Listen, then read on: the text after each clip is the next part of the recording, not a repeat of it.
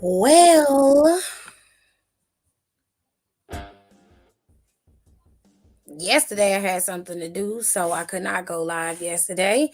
But I did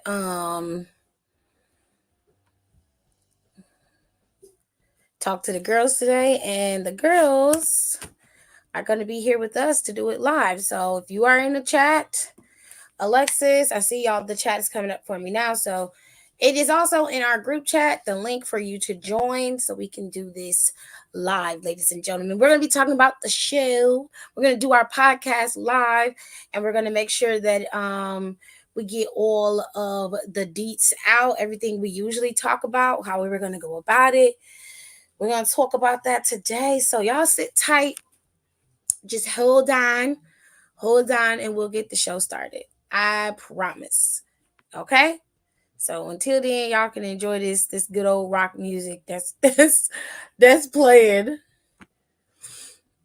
Hello, Tay. How are you? Nika, hello. Donnie's here. Hi, Donnie. Kayla's here. Hiram. Okay. He said this sounds like an old theme somebody had in Impact. It's possible, you know. Um,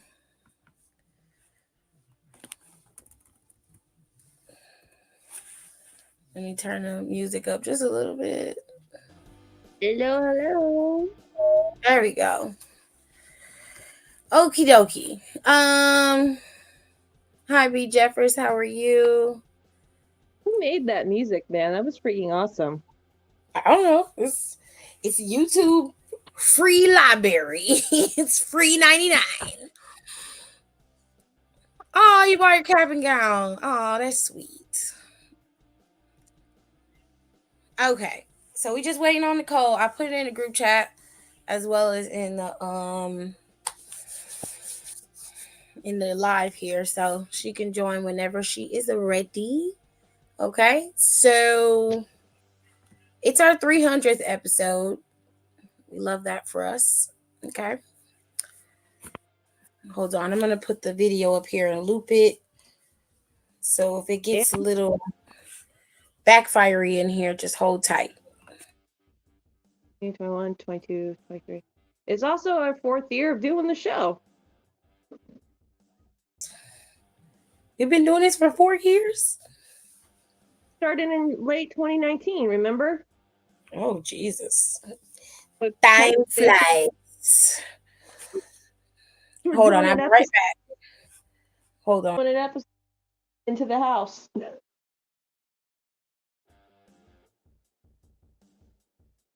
Oh my god.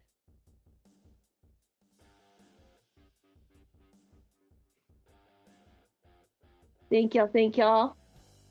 Yep, our little baby is gonna have 300 episodes. I'm so proud of her.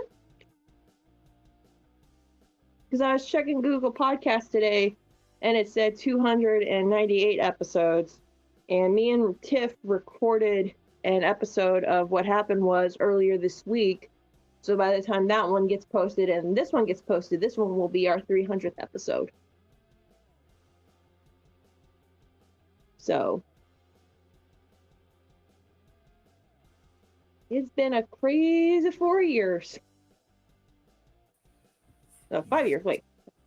1, 2, 4 years. It's been a crazy ass years. I can't do math.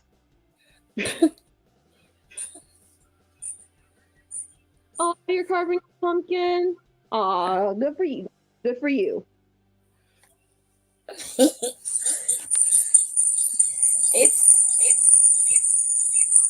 backfiring. Hold on.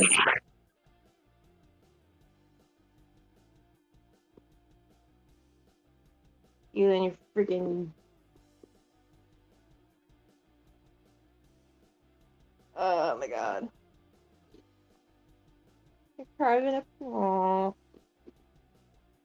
See, isn't it more fun to gut something than it is to decorate a Christmas tree, Dawn? I keep telling you that, but you don't believe me.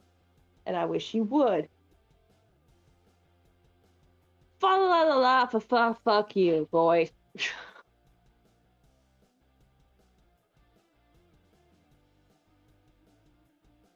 I know this. No. So you're not doing a Christmas theme pumpkin? Doing Nightmare Before Christmas? She's very, she's just mad because I've been messing with her this whole time because her and Kenny only care about Halloween. They're not I big care. Christmas fans. And it was middle of summer and they were like waiting for Halloween to come around. And I was Okay, like, and my let summer linger, let it do what it's doing. can plead my case, Your Honor. The main reason I was excited for summer to hurry up and get done with is because I'm tired of it. Everyone was tired of the heat. I And then loved it being hot. I didn't have a problem with it. September rolled around. It's fall. It's fall. Once Oh September gets, Lord. It's it's Renaissance fall. themed, silver and gold. And he put a blonde wig on it. Jesus Christ. God, let the Renaissance die. Had a Let it Renaissance. die, let it die. Let it shrivel up and die. You didn't. Horrible. There's Nicole. Hi. Hi. Is it actually 300 episodes? I did not know this. I got one episode that I gotta edit and put up, and then once we put this one up, it'll be 300. Oh, wow. I didn't realize it was 300 episodes either. I only knew it because I looked at the podcast thing today to get the episode. Oh, That's insane. I didn't even know we had 300 episodes in us, to be fair. It's insane. probably have more, but according to Google Podcast, we're making this the like official, unofficial 300th episode. 300 episode. Fair. Okay. All right. So we're gonna talk about. Are we gonna talk about them going at it with this war, or are we just gonna talk about Tony and his bullshit? I don't even think like the quote unquote war is like worth because it's like they're gonna do that shit to the end of time. It's like it's no point. There was a I did have some man try to argue with me on Twitter Oh, because about about the what? it was about he was I don't know, he made a comment under about the Iron Claw movie. I don't even think it was my post, like someone else's, and he was like, "Oh, they're copying Creed and just making this a bunch of white people," and I'm like, and What? people are like, "What?" And what? I'm like, there is no correlation between Creed and this except that it's a movie about a sport. That's it. I was like, this isn't even. And then he tried acting like he was so. I'm like, people are like, no, like, bro, like you're bugging. And then he like tried to cuss me. I was like, oh, you're an idiot. Like I can't explain. He was like, and then someone was like, this isn't even in the same genre. It's And he was like, oh, it's just. He's like, they're just making these four white guys making it like it's like they're gonna make it like they're copying off of Creed and like the feel good and like so dude was like, this is going to be a very depressing story. There's nothing feel good about this. It Like, really what are isn't. you talking about? It's Like, very clear actually, what are you talking about? you're not aware of the source material. So Exactly. And that's I was like, no, you just trying to be. I was like, you're just trying to like argue about some shit because you're an angry person. I was like, I'm not even entertaining this anymore. I was like, that's gonna be the one time where the IWC finally comes together and they're just like, dude, this is our genre. You need to shut the fuck up. Like, just go Yeah. sit out somewhere. Nobody talks shit about the Von Erichs. That's like an unspoken rule. You don't talk shit about the Von Erich, the I tragedy did that's see happened. a tweet Not though. only that, but you don't even know what you're talking about with it. You're not even aware of the wrestling of what it's about. And that's why Nicole's like, you're not clear. So you shouldn't be speaking because you don't even like the sport. You're not even watching the sport that it's about. If In you the were trailer, watching it, you would know. But to let's start there. Let's start with the Von Erichs because the Iron Claw movie trailer has come out. It does look really good, but there was something that Marshall Von Erich put on his Instagram about it. It was nothing shady. He was just giving us his take. So let me show y'all what he said. Can everybody see it? Yeah, it's up. All right, cool. So Marshall Von Erich said, I knew it wouldn't be 100% accurate because my dad wasn't involved, but those of you that know our family know that God played a major role in our story. Still excited about it and think it can help a lot of people that are suffering from loss. They nailed the wardrobe though. Very good. So if you haven't seen it, I'll play it. I ain't gonna get no money from this video, no way. So hold tight. Ever since I was a child, people said my family was cursed. Mom tried to protect us with God. Pop tried to protect us with wrestling. He said if we were the toughest, the strongest, nothing could ever hurt us. I believed him. We all did. Morning. Pants tomorrow, please, David. Perry, I want you to join your brothers in the ring. Yes, sir. I love that. Now, we all know Kerry's my favorite, then Kev, then David, then Mike. But the rankings can always change. What do you want in life, Kevin Von Erich? More ribs? I want to be with my family. Be with my brothers. What do you like to do with your brothers?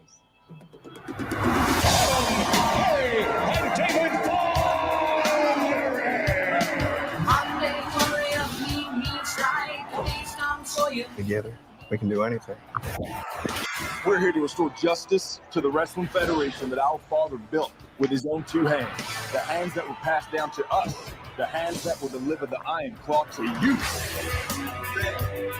So what do you think? Like we're alive. I love your family, Kevin. No way, Uncle? Yes, sir. Oh, man, that makes me so happy. I talked to you about something, Mom. Dad's too tough on us. You gotta say something. Baby, that's what your brothers are for. Feel that? You feel that? That's pressure. You're pushing too hard. I'm fine, kid. Seriously, I'm just sick. I'm scared, man. It all out of control. Terrible accident. I should have stopped him. I need to think about my family. Your job is to wrestle. Live up to that deal, or we are through. I told you to look out for him! I just love being out there with you guys. It's the only thing that matters to me. The Von Erichs will forever be the greatest family in the history of wrestling.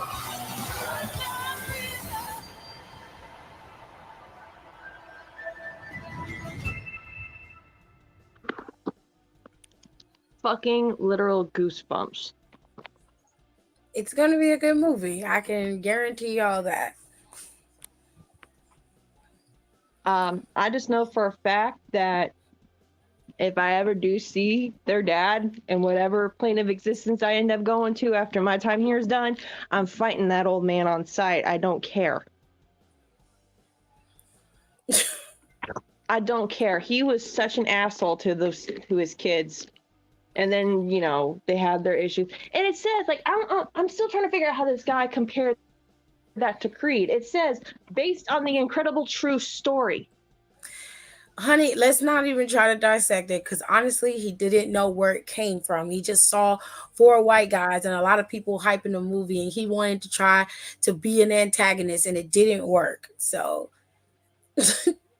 let him wallow in his stupidity because he's an idiot. That's why I say he doesn't understand because he doesn't even know what the source material is about. He has no idea. So why are you speaking? You can't speak on things you don't know. A good story. Okay, buddy. Sure, okay. So the Iron Claw is going to be coming out on December 22nd. It didn't get affected by the strike. Hopefully by the time this movie gets ready to come out, the Screen Actors Guild will have come to an agreement with all the major players, like they did with the writers strike, which I'm kind of glad they came to their agreement and they got what they wanted. Hopefully the actors will get the same. They do need to figure out how to pay these actors residuals for the shows that are streaming. To go off topic a little bit, when you look at the shows that are streaming number one on Netflix right now, Suits is a show that isn't even on television no more, and it has been the number one show streamed on Netflix for the last 2 months. Why is everybody watching Suits all of a sudden? Don't know. I don't know. They've been watching it. They have been watching it for months, and it's number one. It just got knocked off by this new TV show they put on Netflix called Virgin River. It just got knocked off by that. And it's But like people it's I still number know two. too. Yeah. Yeah, I'm my like, brother's been watching Suits for like, he said he watched this the 5th time he's watched it. I'm like, Christopher, you've seen this show already. I'm like, did I miss did I not get the brain frequency or the brainwave to put Suits on? Because it was like all of a sudden everybody's talking about how they're rewatching Suits. I'm like, I didn't know people watched it the first time. Well, people love Suits. I know people liked it, but I never talked to anyone who, I think it was one person who was said like they watched it. I was like, I know this would be something that I would like, but I think you could get into it if you wanted to. I don't know. I like missed Suits. apparently I missed that She missed I that don't know, one. that mind projection. Missing What'd you it say, too. Alexis? I must have missed it too. I didn't even know. Oh, I haven't loved found- Suits when it was out. It came out on USA Network. I watched the first 2 seasons, and then I don't know what happened. I stopped watching it. I missed a couple episodes, and I stopped watching it. My brother started getting into it after I did. He got into it, I think, around season 3. I had already watched everything, and I kind of had an idea of where it was going. And when that happens, I lose interest and I'll stop watching. But they threw a little curveball in there on me, and I missed a couple seasons. But for the most part, it's a good show. The premise of it is it's a law school dropout. He is doing some shit he really ain't got no business. He ends up running by happenstance into this law firm to become a law assistant to an attorney who can't keep one, and he ends up getting the job, but he doesn't have the credentials to practice law. So his boss Harvey kind of hides that, and that becomes an issue. Second season, they don't really find out he don't have his credentials until like the 2nd or 3rd season, and then he gets fired, and then they bring him back. His name is Mike. Megan is in the movie. I mean, in the TV show. She plays Princess Meg. She plays the law clerk in there. They end up getting married.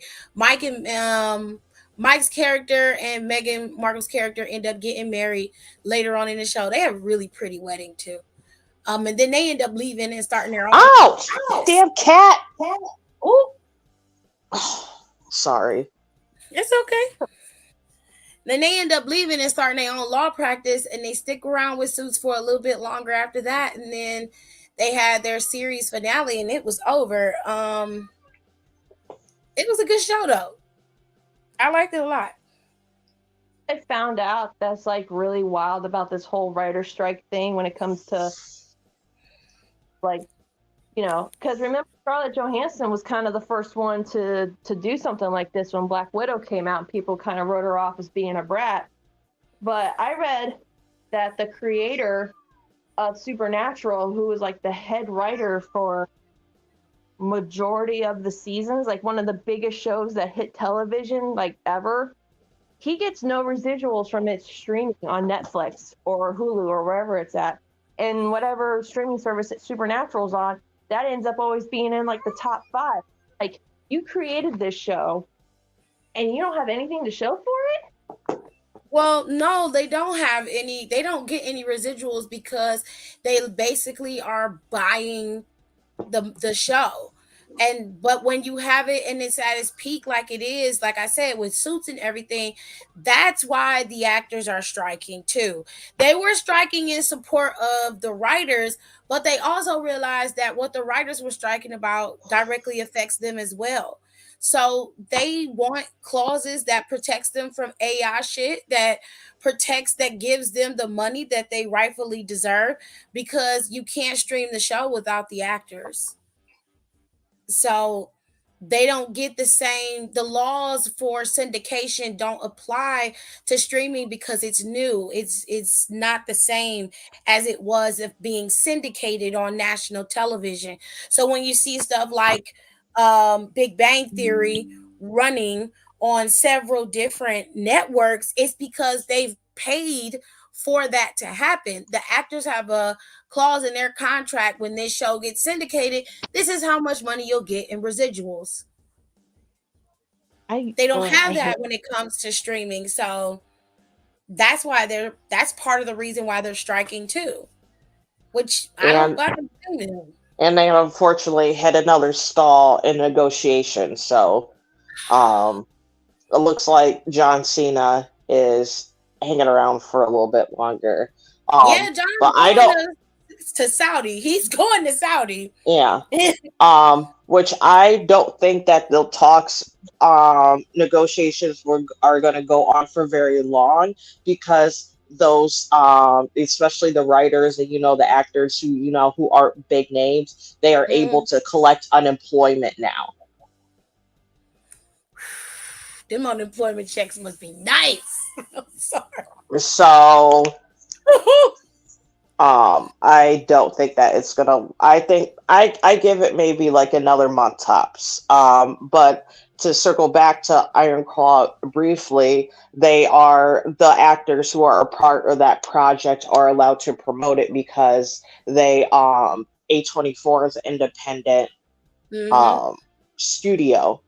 So they can get approval, which they did. They got approval to promote the film, and that's the same thing with that one weird musical thing.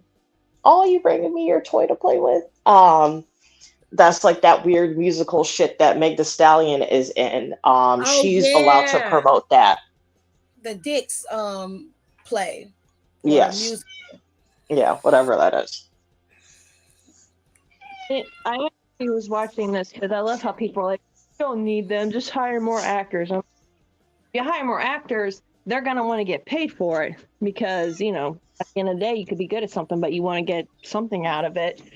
And then the people who use the AI argument, I was watching this YouTuber, and he actually was like, you know what? Let's see what happens if I have AI write scripts. And he made an AI write three kind of scripts. One was for a drama, one was for a comedy, and one was for an action movie. And it was so bad.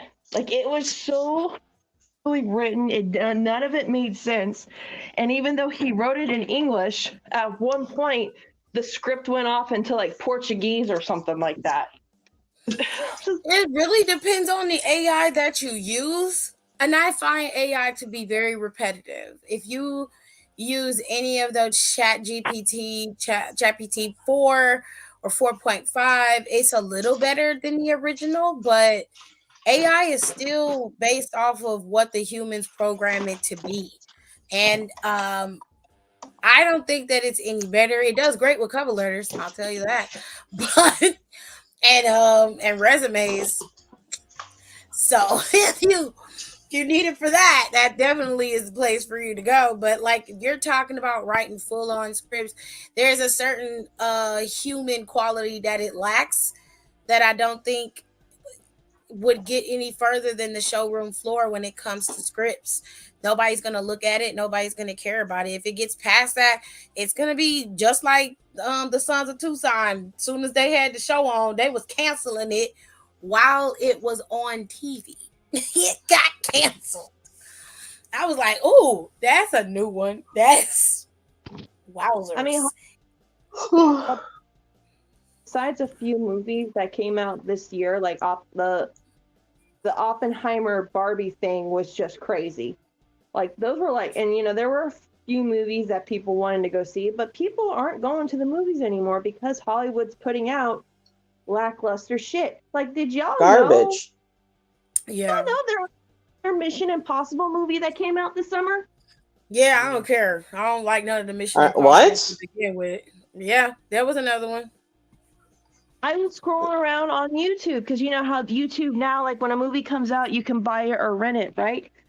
Yeah. And I was looking through it because I'm like, oh, maybe there's like a good free like old school movie I haven't seen in a while, and it was like Mission Impossible like 7 or 8 or something like that. It's And part I'm like, one. I'm like, then I was like, Mission Impossible?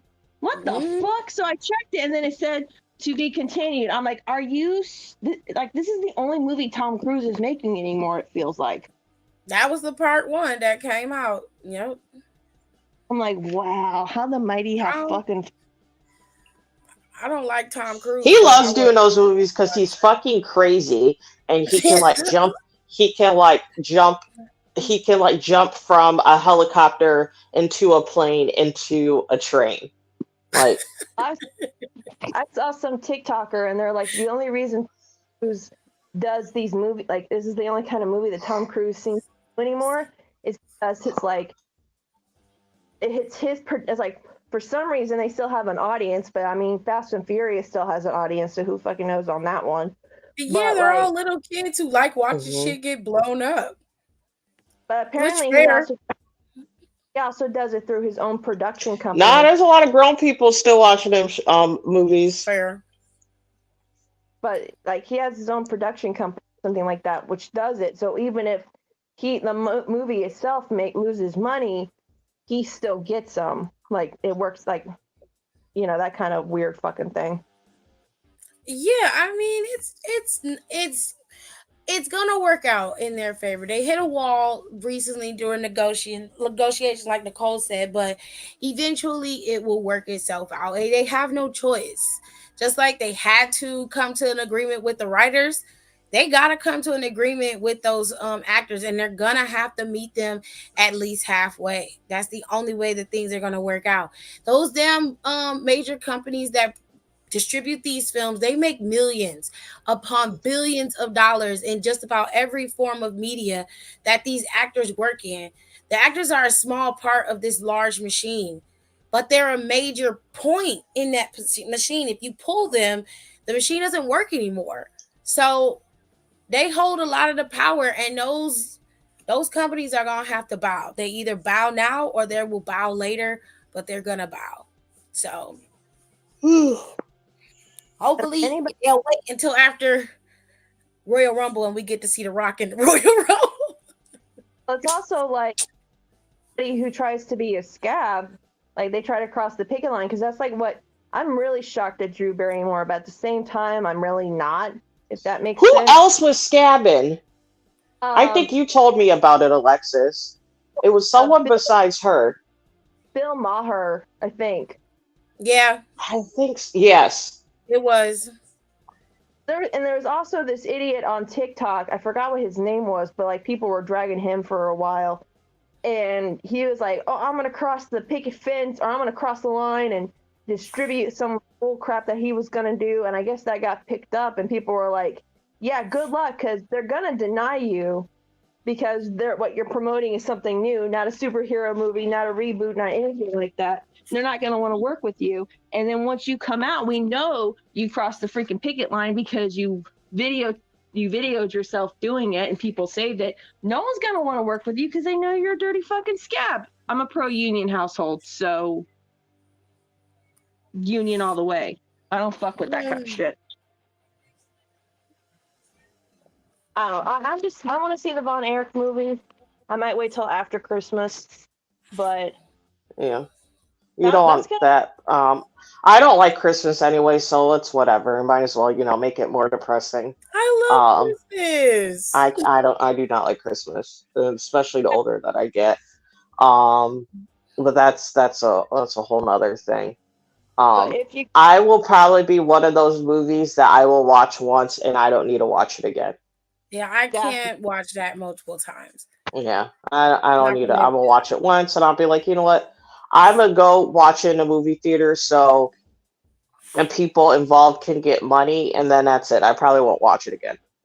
fair. same because if y'all don't know the Von Erich story, it's very sad, very depressing, and if you're gonna go see it in theaters, especially if you're an emotional person, I highly recommend taking a box of tissues with it because you're gonna fucking need it. Like I'm gonna have to. The one funny thing I saw about this is like some girl retweeted and she's like, it's so funny seeing all like the all the film girlies being like, oh, I can't wait to see um like look at Jeremy Allen White and Zac Efron wrestling like be it's like wrestling around in like underwear and like being built, and they're like, girl, and then someone was like, as a wrestling fan, you should probably put your dicks away for this movie. Right. And they're like, and this is coming from like a fan base who is horny at very inappropriate times for no Yeah. reason. Yeah. This is not it. This They're ain't the like, one. I'm just letting you know this is not going to be what you think is going on. That's facts. And people were like, I think some of you guys are exaggerating. They're like, no, We're no, not. We're not. it's not good.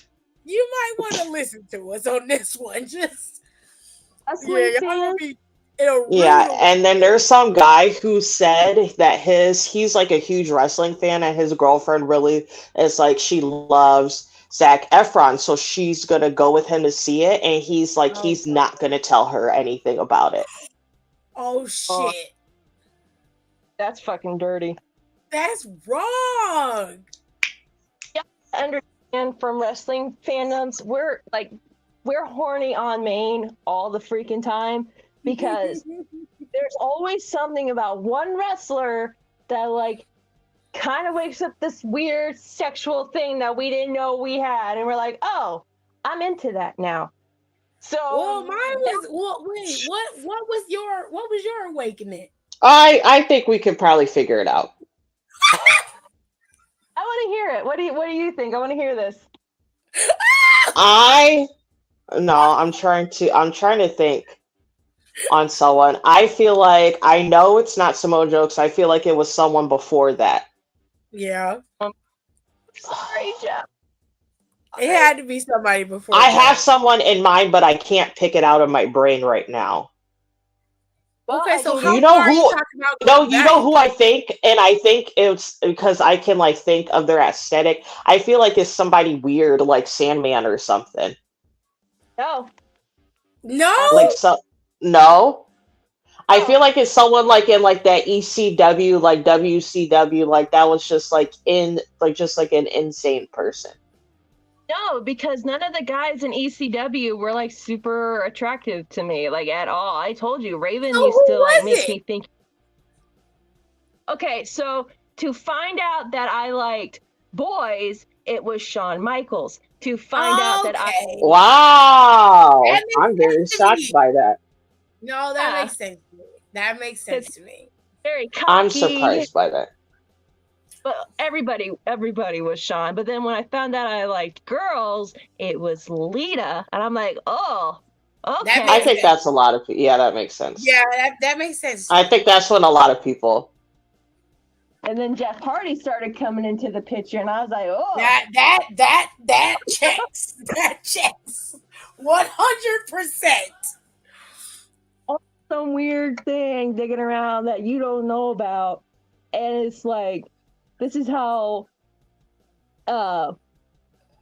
what's this? But like, this is the thing I understand. We are watching grown men and grown women, very well in shape, or all kinds of body shapes, men and women, that we are weirdly attracted to. Look at Rhea Ripley, man. We had a lot of straight girls kind of, when Rhea came on. Mine's Shayna. So, I mean, Sheena Well, comes on, Rita I'm like, gives that androgynous like look sometimes, so I could see that. Plus, she's a beautiful woman. She always has been. So I'm not surprised by Rhea Ripley at all. For anybody, to be fair. She just has like such a presence. Yeah, Like that's something you can't teach, you can't buy nothing. Like she has such a presence. yeah. Face or heel, she just Yeah. has a way of commanding a room. Whether you love her or hate her, she just does. So that's. I mean, I'm not surprised by that. That doesn't bother me. I don't even remember mine. I don't think I remember mine either. I don't.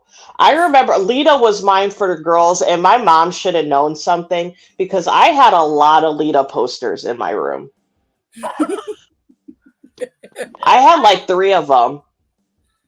remember I the didn't And they have a was like girl. one of them was like a bikini one. I really was see if I want to see if I can like find pictures of like my old bedroom when I there was was like a teacher. It was that it was a bikini one, and it was the one that I vividly remember because it was like I can like picture where it was at. It was like she had like that pink net thing on her arms, and it was like a crop Mm, top.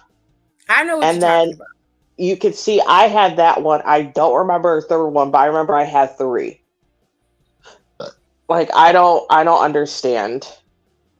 my mom should have because you remember like a ago when they put out that magazine about the Hardy Boys and Lita, like way back in the day, and it was just nothing but them. Yeah, I Yeah. had that. My brother bought it for me, and he bought me 2 copies. So one is like I could put the picture on one side, and then I could do the picture on the other side. There was a picture of Lita in there. She had like this Union Jack tank top on and like no pants, posing, and that was right behind my door, right next to the Jeff Hardy picture. Mom really should have picked up on that. She was like, "Well, I Maybe got the she best of did. both worlds right You now. know, I'm happy." you know what's so funny? Also thinking about that, the dilemma you like back in the day, a dilemma of when you would like get those magazines that would have like the posters in it. Well, I mean, a lot of magazines had the posters, but then Yeah. on the posters on each side was someone that you liked, Yeah. And you had to and think of which one you were you gonna had put to up. pick. It was like picking your favorite child, and it was That shit so was hard. hard. I would flip mine. I think I did. I think for some of them I did. I would flip mine halfway throughout if I wanted to put I wanted to see that side. Oh yeah, I flipped it. I would flip it. I I don't know. I Uh, don't know who my awakening was. I didn't have a female one because I wasn't attracted to women. I think they're beautiful, but I'm not attracted to them like that. But I mean, early days of wrestling, I that I can remember, there wasn't a lot of guys that I was like physically attracted to, except for like The Rock when he got there. I was like, see, and I didn't even think he was that hot then. I I was so I worried about Jeff Hardy. I thought Jeff was cute, but he wasn't somebody that I was like generally wrapped up in like that. well, I liked The Rock. I hated Edge, and this is no lie. I wasn't. I'm not trying to be mean. Physically, he was not somebody that I would have even looked at. I didn't like the way he looked. I didn't like Christian back then. I was just like, they're just weird looking to me. Um, I liked Jeff. I thought Jeff was very cute, but he wasn't somebody that I was just like, yeah, I want to jump he his bone. Edge I agree with Edge that because I think Christian is hot now. I'd fuck him now. I wouldn't fuck him Boy, 20 yeah, years ago back though. in the day, he was just weird looking. my neighbor across the street, her son looked like Edge, except with like brown hair. and I had the hugest crush on him. Edge had a cute Ooh. smile, and he had the long Yes. hair, and he was very Yeah, when cute. the When chin wasn't getting in the way, sure. I'll give Oh, him that. It's the I don't know. truth. I mean, it's just like it's really weird because I see Sean now, and he looks like some backwoods country hick, and I'm just like, is this really the same guy when he was in DX? And this memory is seared into my head.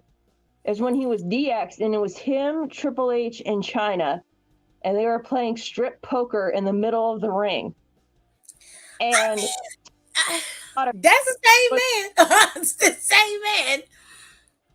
so Sergeant, he was commissioner at the time, comes out and they need to go. And like this huge fight breaks out. And I remember Kashan is in boxer briefs, really tight boxer briefs that you can see everything. And I was probably in junior high. Girl. And there's pictures of him.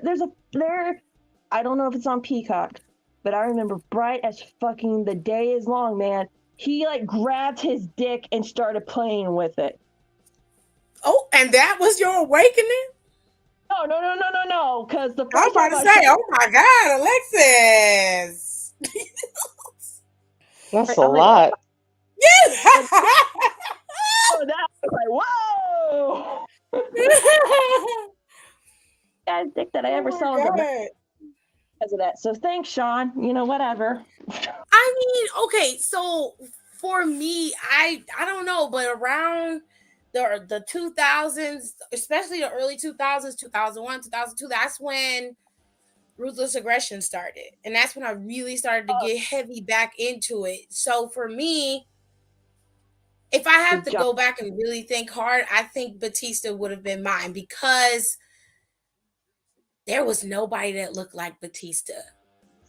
Still looks hot as an old man. I love this outfit Deonna Purrazzo has on. This is amazing.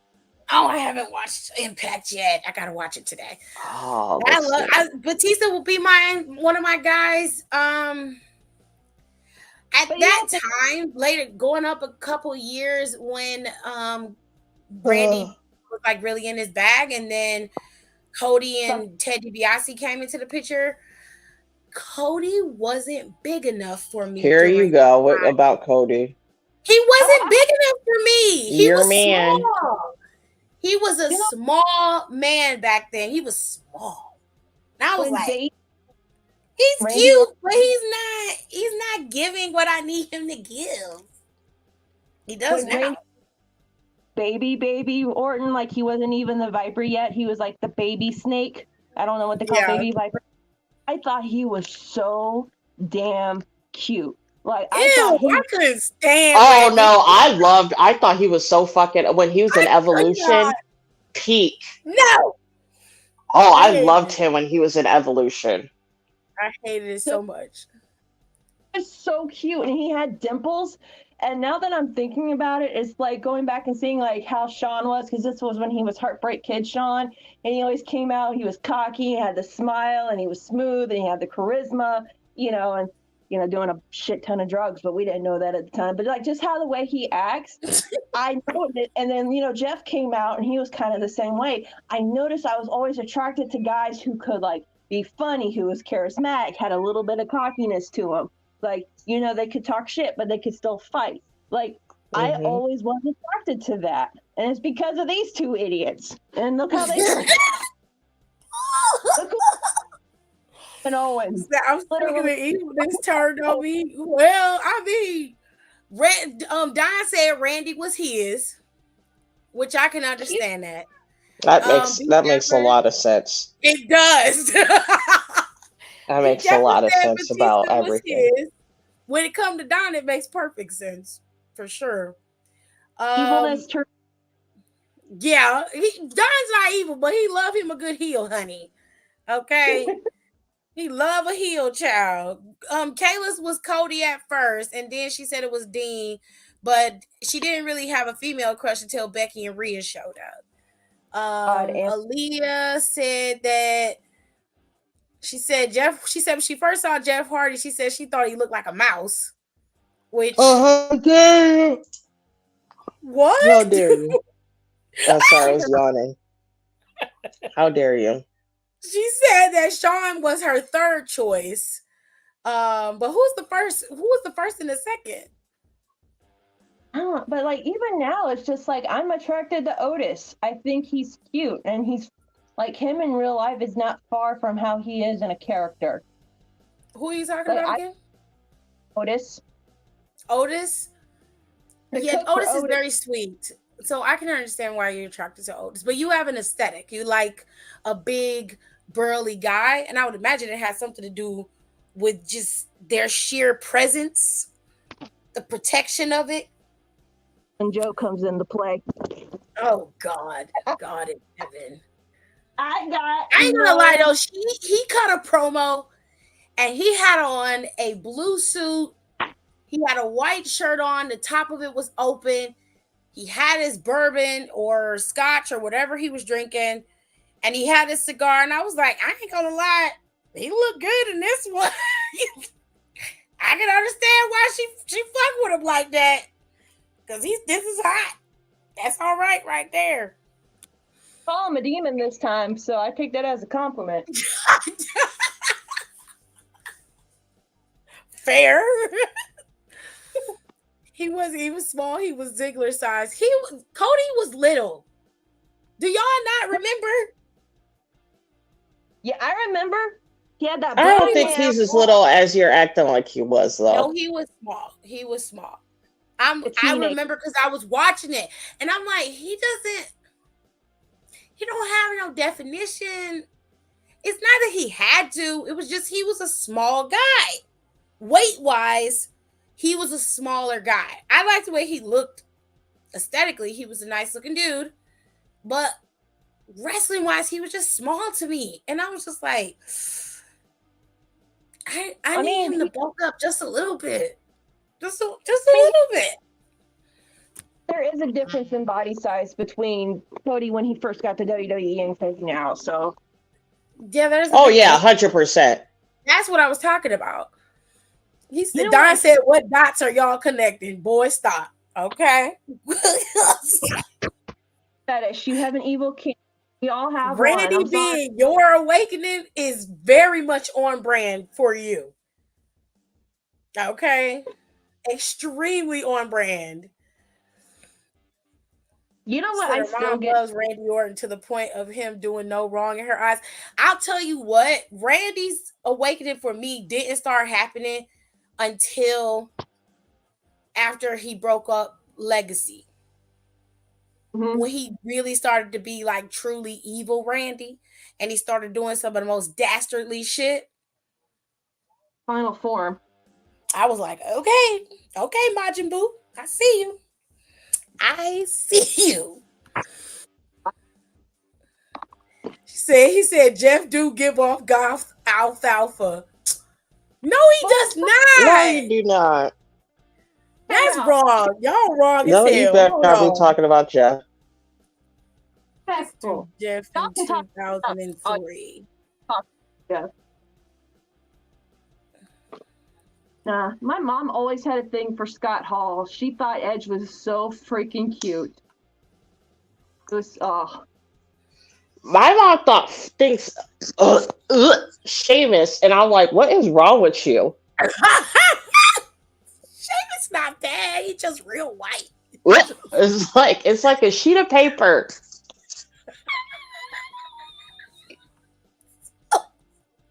He's just real white, and I'm like the contrast of our skin. She's right, because I'm he's just really white. Sick. I'm sure he's a very nice man, but goddamn. It's just the visuals. This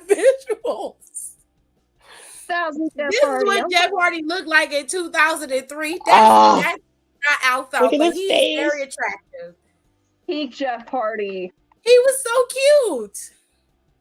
Oh, like you knew he was crazy. The best he looked You remember when they kind of, and I'm so mad that they never pulled the trigger fully for it, is when they were having that storyline with him and Trish.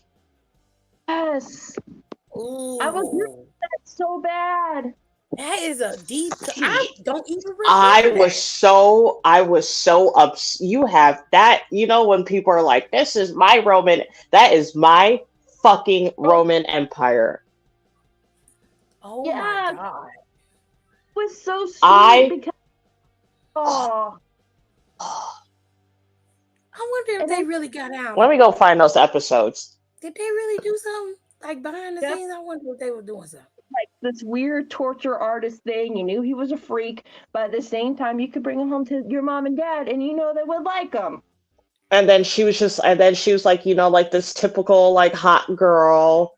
And they were just so cute. And I thought he was so like during that time, he was so attractive to me. And I don't know, it's because it was like him and Trish and like I love the residual of Trish Stratus rubbing all over him. That's pretty much what happened.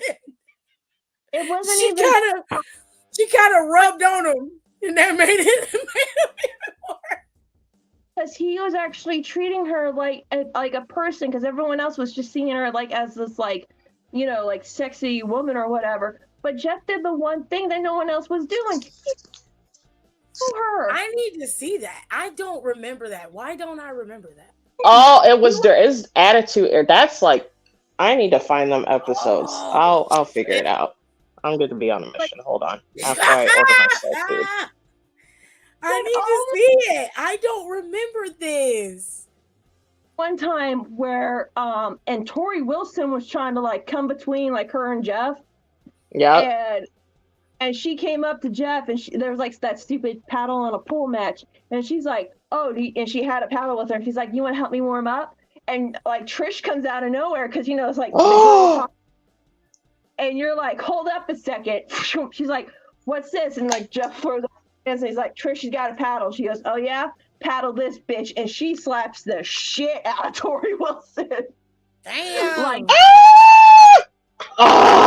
I love this so much.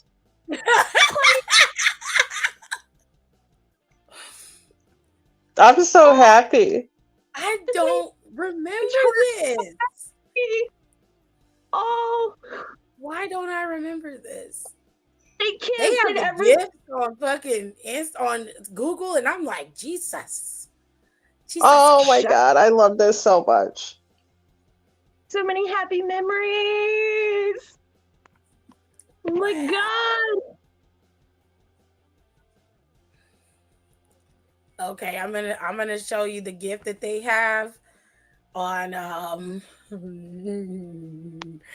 Tenor. Hold on. Yeah, you gotta show it. You gotta show it. Show it. Show it. I'm so excited.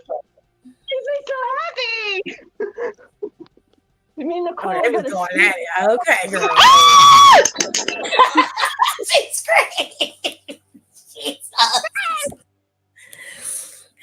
Like, look at them. Don't you want to see these people have sex?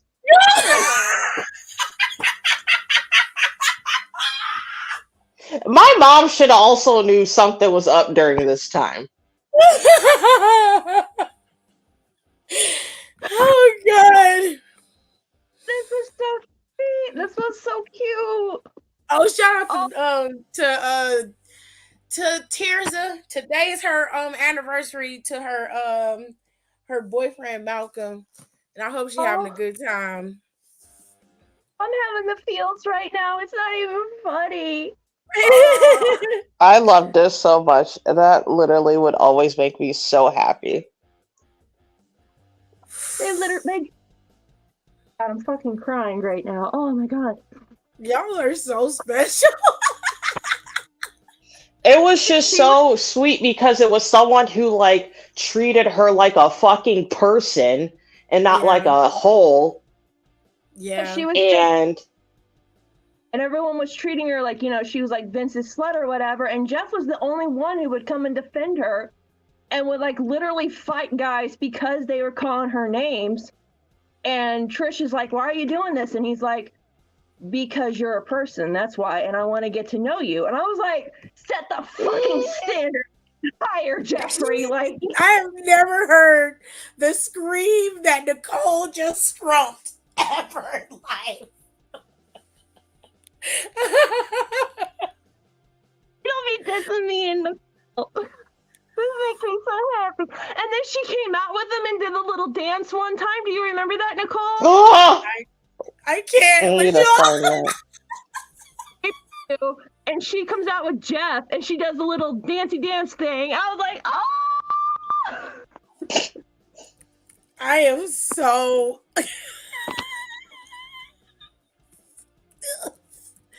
I need to find it. I need to know what the year was so I can go back and find it. I don't know. That was like a while. That's middle of the Attitude Era. Attitude Era. Mm-hmm. Yeah. Oh, that made me so happy though. Like, oh. I don't have many joys in my life. That was one of them. That was just. That sounded oh depressing. I didn't mean it all like that. That bad. Oh, Jesus. Going back to the Awakening so y'all can get a little bit happier. This is what we talk about wrestling being emotional and stuff. It doesn't always have to be and nostalgic. It doesn't always have to be like a big title win. It could just be something that somebody saw on a Raw back in early 2000s and it stuck with them forever. And they low-key realize now why they set the standard so freaking high when it comes to certain people in their life. I mean, she's right. That's true. It doesn't take much. I love that. Made me so happy. That needs Now to be I'm like gonna cry about it. That we put. Oh no! No more waterworks. Not even sad water, happy waterworks.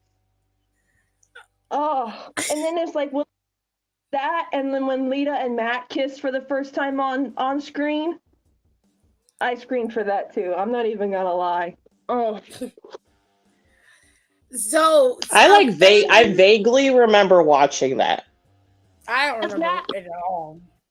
That was like in the ring, and Lita came out because he was celebrating, and like it was because everyone was like, "Oh, they're." Oh, and he was like all beat up.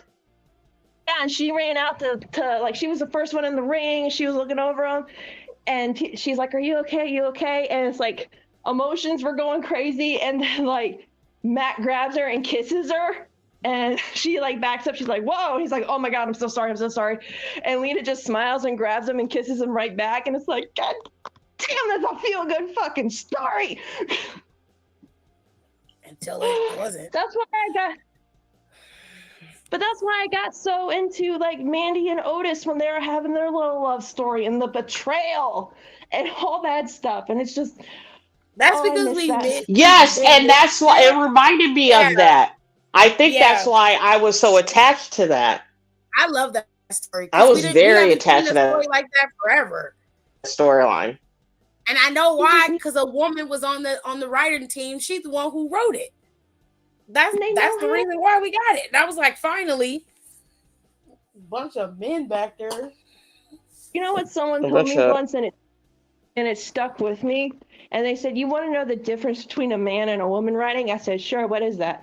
And they said, if a man is writing the main character of something, they would write a guy like John Moxley. If a woman was writing something with a main character, they would use Adam Page.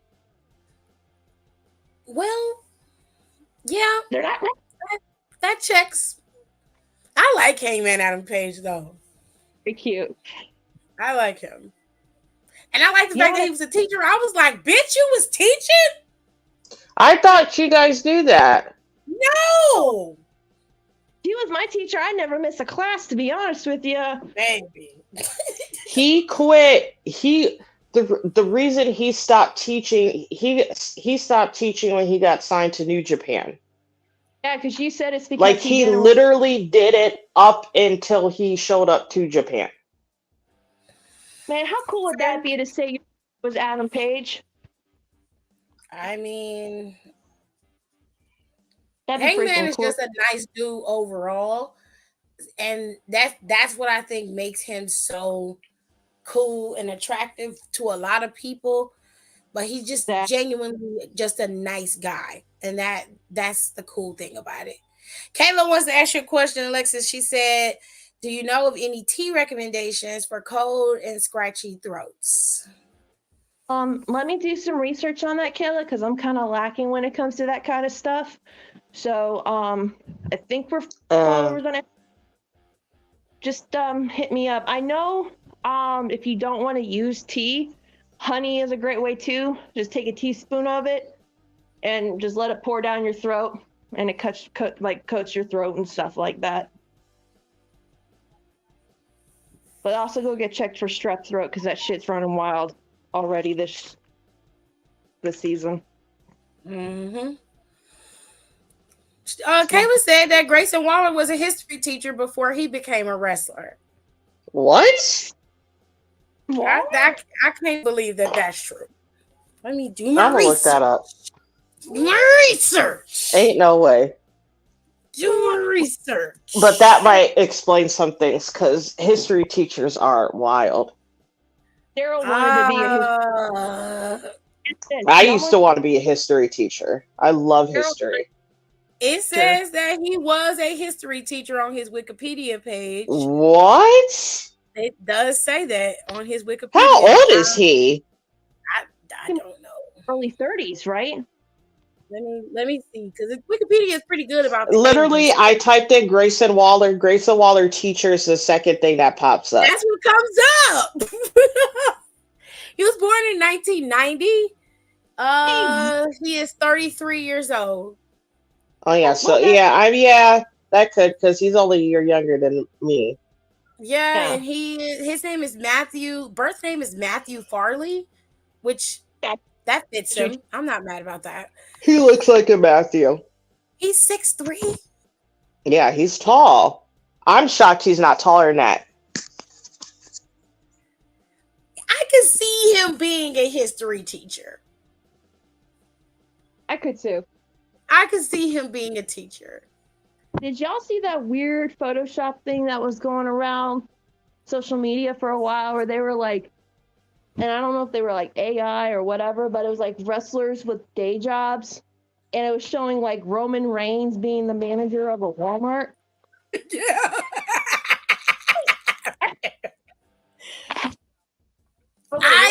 That is so funny. Those AI pictures are a mess. They got one where The Rock and John Cena are like best friends, and they're in the back of a damn limo, and John Cena's dressed like he's finna go to Miami and shake a bunch of Viagra pills at a bunch of bitches. It's weird. Well, that AI be thinking up some weird shit. I always forgot. I want us to take one of the quizzes on the show, but there's this YouTube that I watch a lot. It's Stash Club Wrestling, and they do a lot of like quizzes. And I like watching them because I like taking it with them when they do it. And one of them was it was like guess the wrestler by their real name. Oh, and then like Grayson Waller was one of them. And then they have Rhea Ripley, which I like kind of didn't know her name, but like the way it sounded, I'm like, that sounds foreign. I feel like that's Rhea, and it was. I was like, this sounds like this would be her name. I didn't have a crush on anybody in ECW. Like I said, those guys weirded me out.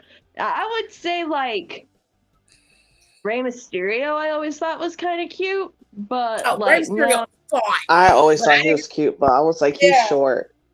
I didn't see him in ECW, and ECW wasn't something that I enjoyed, so I didn't have any crushes in ECW at all. Blows my mind that y'all are like, you didn't like Raven, and I'm like, because we did that one like top 5 something, and I mentioned Raven, and you're like, but he's in your wheelhouse. I'm like, no, because he always looked like he smelled like rotten cheese to me or something like that. But that's also the episode. Well, I got a lot of shit for that because I said I never found Seth Rollins attractive. I I did. still low key don't. I do. I think he's cute. I don't think he's ugly though. I just am not attracted to him. Not a bad It, looking dude. a sexual Yeah, I think attraction, he's a nice looking guy. I'm just not attracted to him. Like from okay. in the Shield, he's like the least attractive to me. But at the same time, if like okay, Seth kind of reminds me of the guy that you don't really have any feelings for, but it's like the more you hang out with them and the more you get to know him, like you're not He grow falling for on him. you. Yeah, you're falling for him like emotionally and mentally. And like one day you look at him and you're just like, wow, you know what? You're really cute. I And get then what you boom, mean. fucked. Because if I'm being honest, I liked Dean the most out of all of the Shield members.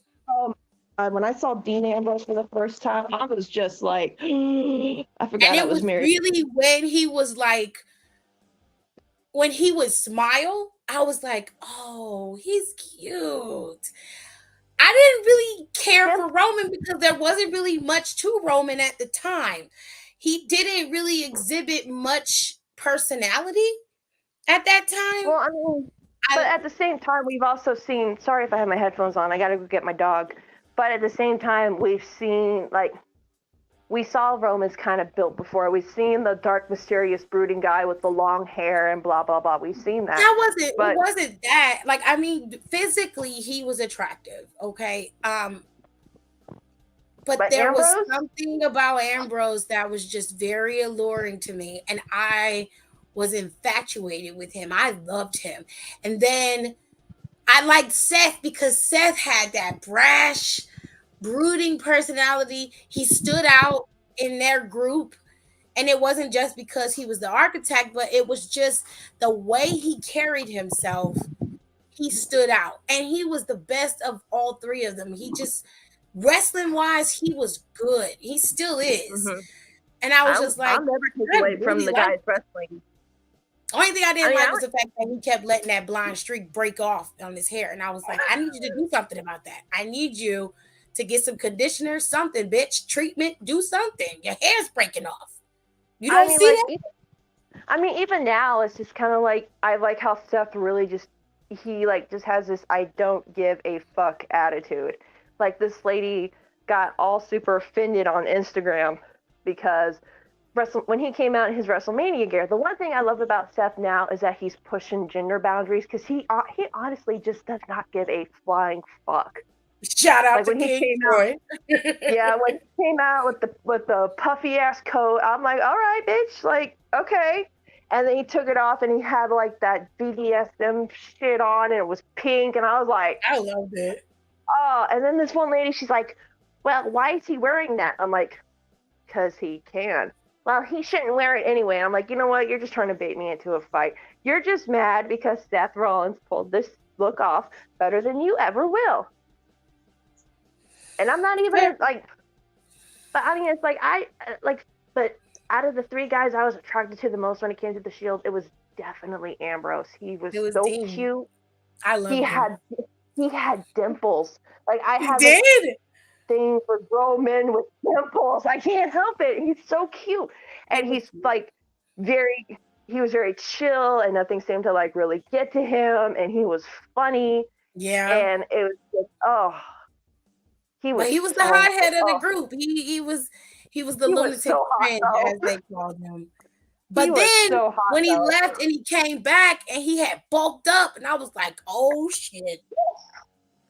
There was like this meme. It was like Dean Ambrose's workout schedule when he was injured. It's like, wake up, 6 a.m., breakfast, 6:30, 7 to 10, workout, 10:30, eat a whole steer, 10:30, or no, 12 to 3, workout, 3 for the rest of the day, cuddle Renee. I was like, I wouldn't be surprised. I'm like, damn, Dean, you ain't have to kill him. Like, what the fuck? But no, he just appealed to me more than Roman or Seth did. And I hate to say that Roman was the last. I liked Roman.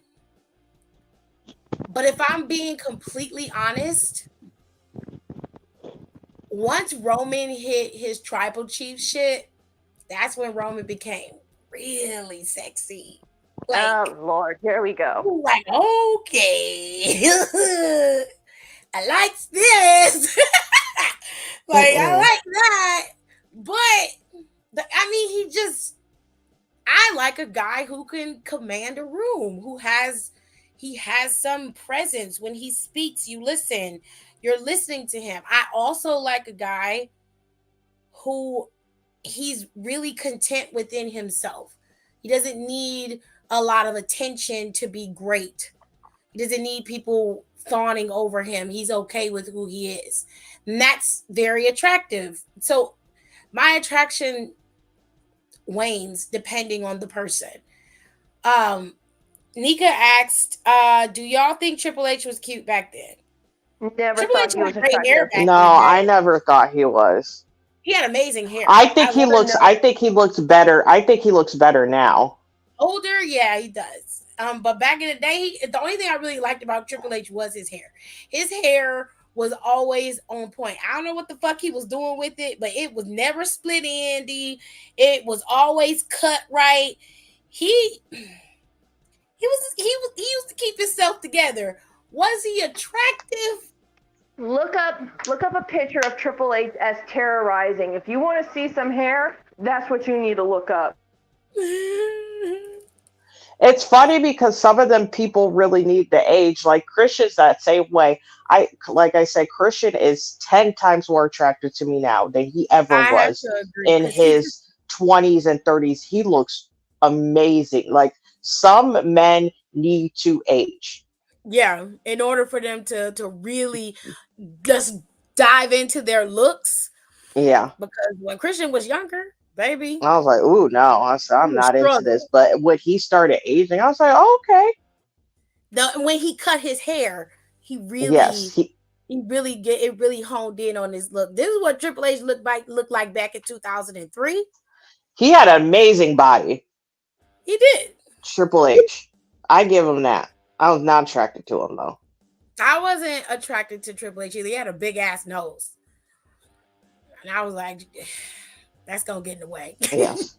I'm not fucking with that. Which has come back to haunt me because the guys that I find attractive all got big fucking noses.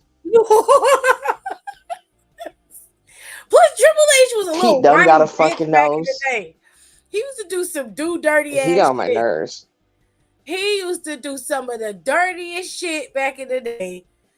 And the only time I really enjoyed watching Triple H back in the day is when him and Stephanie was at odds, because that shit was funny.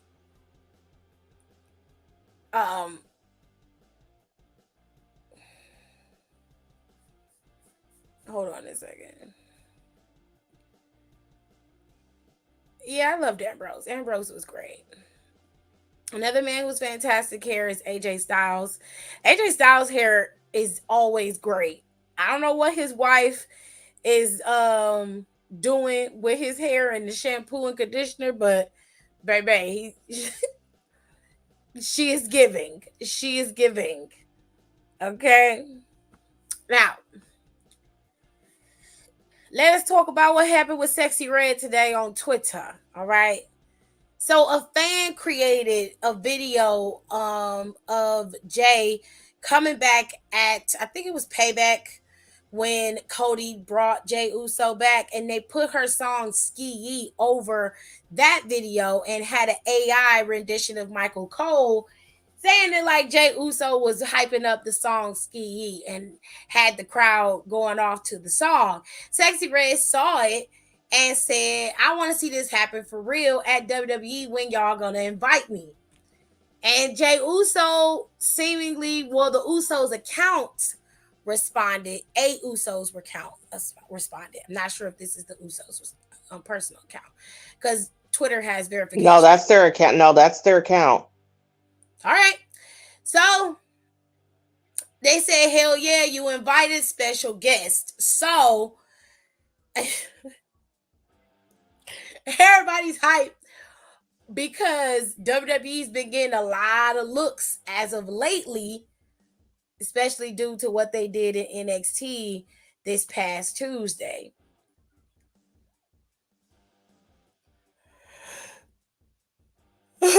God bless you, did the Lord's work for us. Anyways, so if you haven't been paying attention, Tony Khan has been on a he's been on a tear as of lately.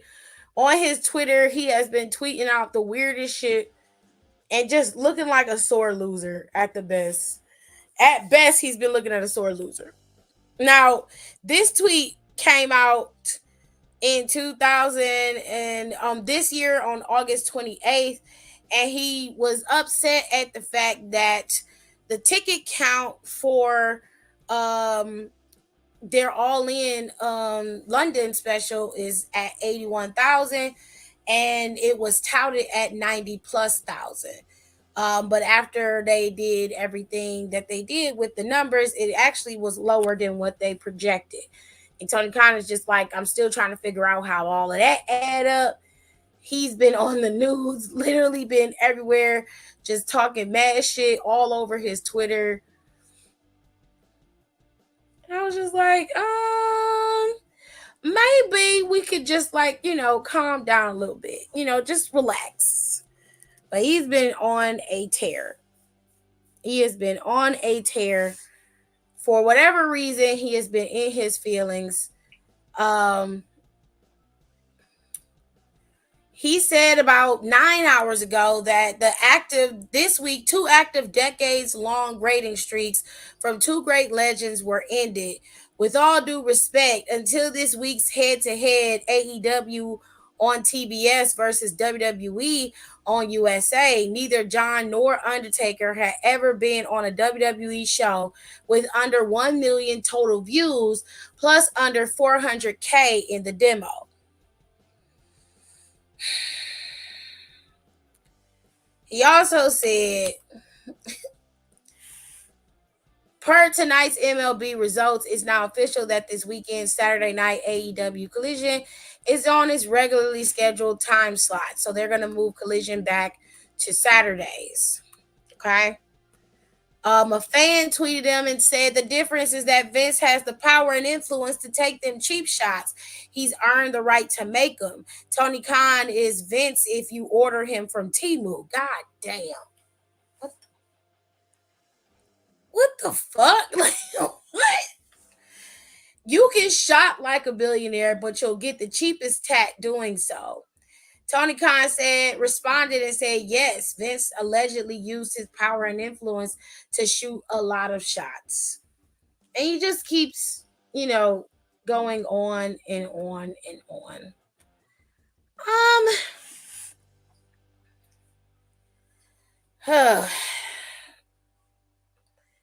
So to keep this short and sweet, so we don't stay on this for too long, baby, it's been a while since he's been in his feelings, to be fair. He said it is finished. You still thinking about your awakenings? Well, girl, when you figure it out, let us know. Okay. What does that man? Does that man sleep? When does that man sleep? I don't know. With the way he runs AEW and how he operates in terms of him being the CEO of his company, he also is the creative director. He also is the general manager, and he is the head booker for his company. He wears so many hats that he really doesn't have the opportunity to sleep. I'd be surprised if he got any sleep, to be fair. But that also lends some credence to why there's so much chaos backstage in AEW and why we keep hearing about people's experience being there and it not being the greatest thing that they were, a part of. You hear it in WWE often, but it's never really amongst the talent that you hear the issues with WWE people. A lot of the problems that they have an issue with is higher ups. They don't like the heavy micromanaging and control that WWE does.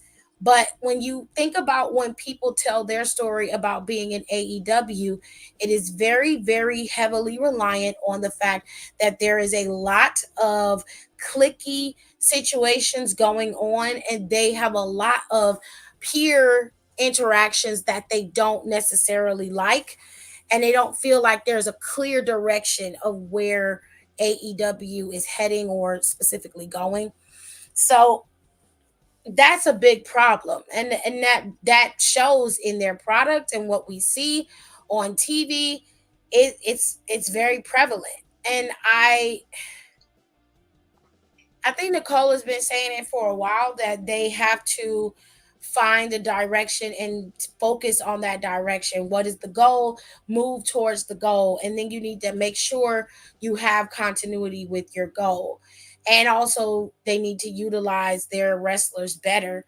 And a cautionary tale for this particular situation here with WWE is I see a lot of fans are like, oh, well, they had to go and grab John Cena and they had to grab the Undertaker and they had to do all this extra stuff to get NXT up over 500,000 views a night. And I'm like, well, that's not necessarily true. NXT's been pretty consistent on their views. Putting Dom on the show pushed it up. Putting Rhea on the show every other week pumped it up.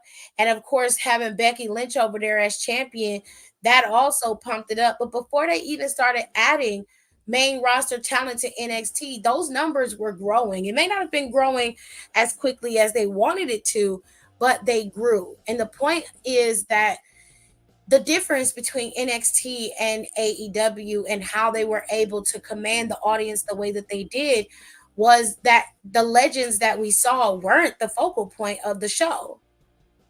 Yeah, we saw a match between Asuka and Roxanne. It was a good match. Asuka gave Roxanne her props. Majority of that match, Roxanne was the one who had a lot of good showing in that match. Asuka did great as she always does. We expect nothing less from her. Okay. But then when you look at the next match after that, you didn't miss anything, Alexis. You're still muted though. Still muted. Sorry, I had an issue dog that I You're fine. had to take care.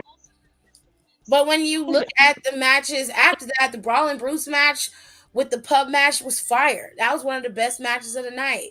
You had the title defense with Ilya Dragunov. Ilya fought against Dominic Mysterio. It was a good match. They had Judgment Day come out there. Trick came out there. But the focal point wasn't... to say congratulations about our 300th episode. Congratulations. Thanks, Harley.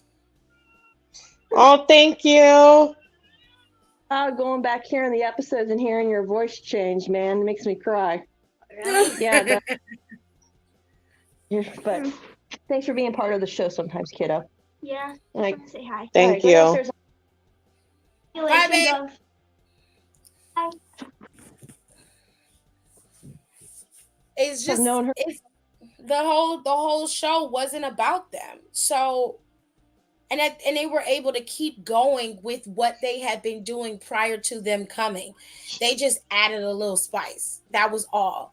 So Tony's problem is he couldn't maintain what he started in the first hour of AEW for their show. AEW, from what I understood, they lost a significant number of viewers heading into the second hour. And then a lot of it was very convoluted, and some of the matches were unnecessary, and they just didn't have any rhyme or reason to them. He's just got to do better. And if I were him, I would hand the reins over to somebody who could do the job. You got people back there who know how to book, who know how to create stories. Let them do it. Why are you the one who is facilitating everything? You know damn well that does not work out well in your favor. Look at your predecessors. When it happened with your predecessors, the entire company's collapsed. Everything. You have to be smarter than that. And nobody's asking for AEW to be destroyed.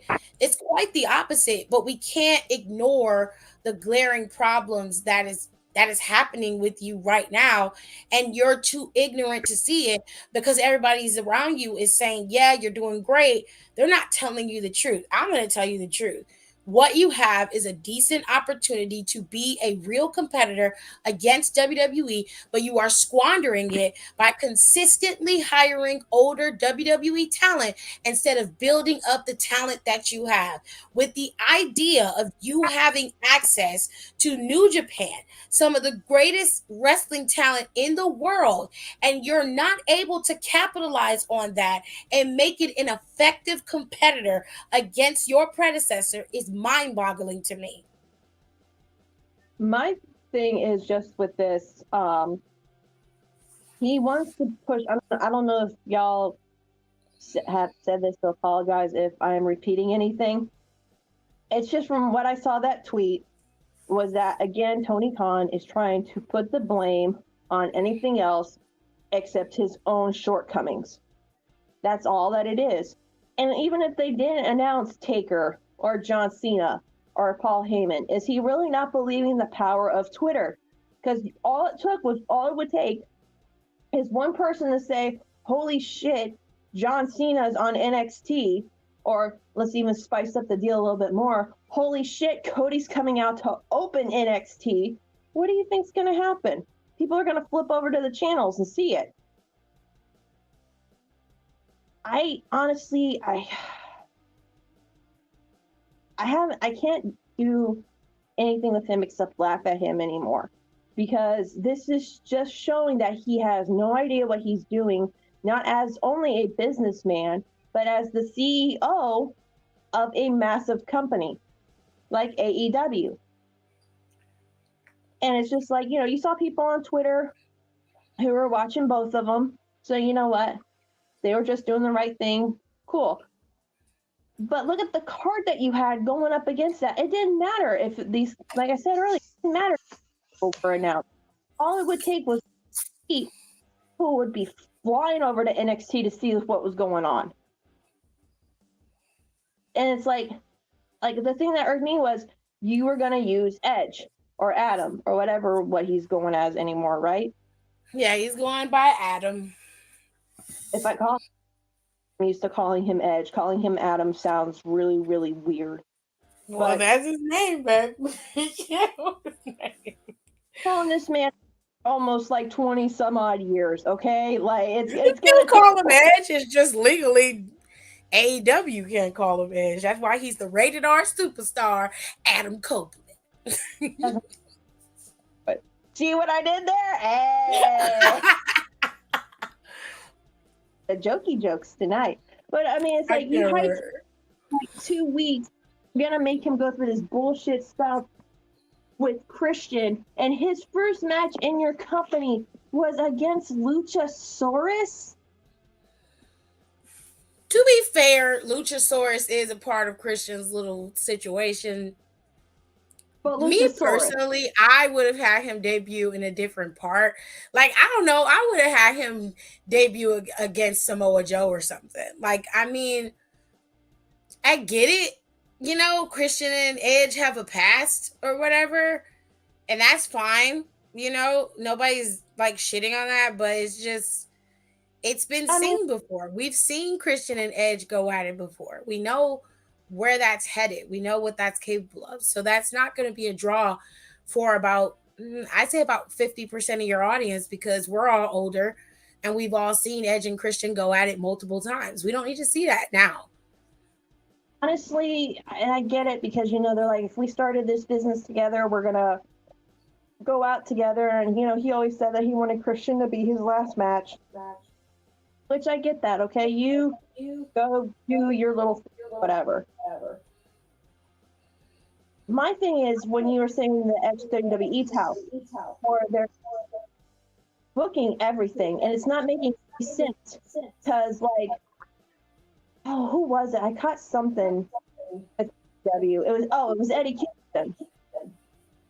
And I guess Jay Lethal's got him a little crew now that consists of that one tall dude that showed up for no reason. Jeff, Karen Jarrett, and somebody else. Yeah, they've been together for a while, and I don't get it, but whatever. Why is Jeff Jarrett still here? Why is Karen Jarrett still here? They What are they? they still had them wrestling. They Jeff Jarrett and Jay Lethal are a tag team, if I recall. I mean They Nicole. are. Yeah. Okay. So. Why are they? Why am I seeing more on TV than actual freaking tag teams that have been with you guys since day one? I don't even remember them talking about best friends too much. I know best friends and them came out when Orange Cassidy won that AEW International Championship back, and I was like, that's cool, you know. Um, I was like, Other well, I ain't seen them in title contingency yet. They had an opportunity once, I think. because they were getting injured, and I don't know if it's just because of that, but they had that stadium stampede thing, and that was like the last major thing. It just irks me because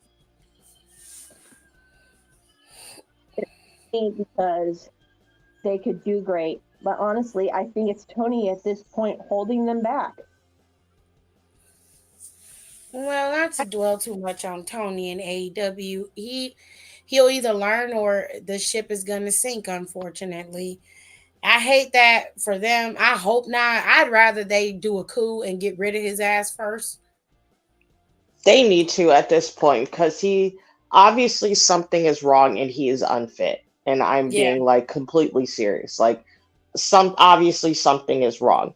There you are a CEO of a whole company. Why are you sitting here replying to people and like literally moving, and it's not even moving goalposts, like trying to like find a rhyme or reason, like it's okay, but also at the same time it's like AEW is very cold right now.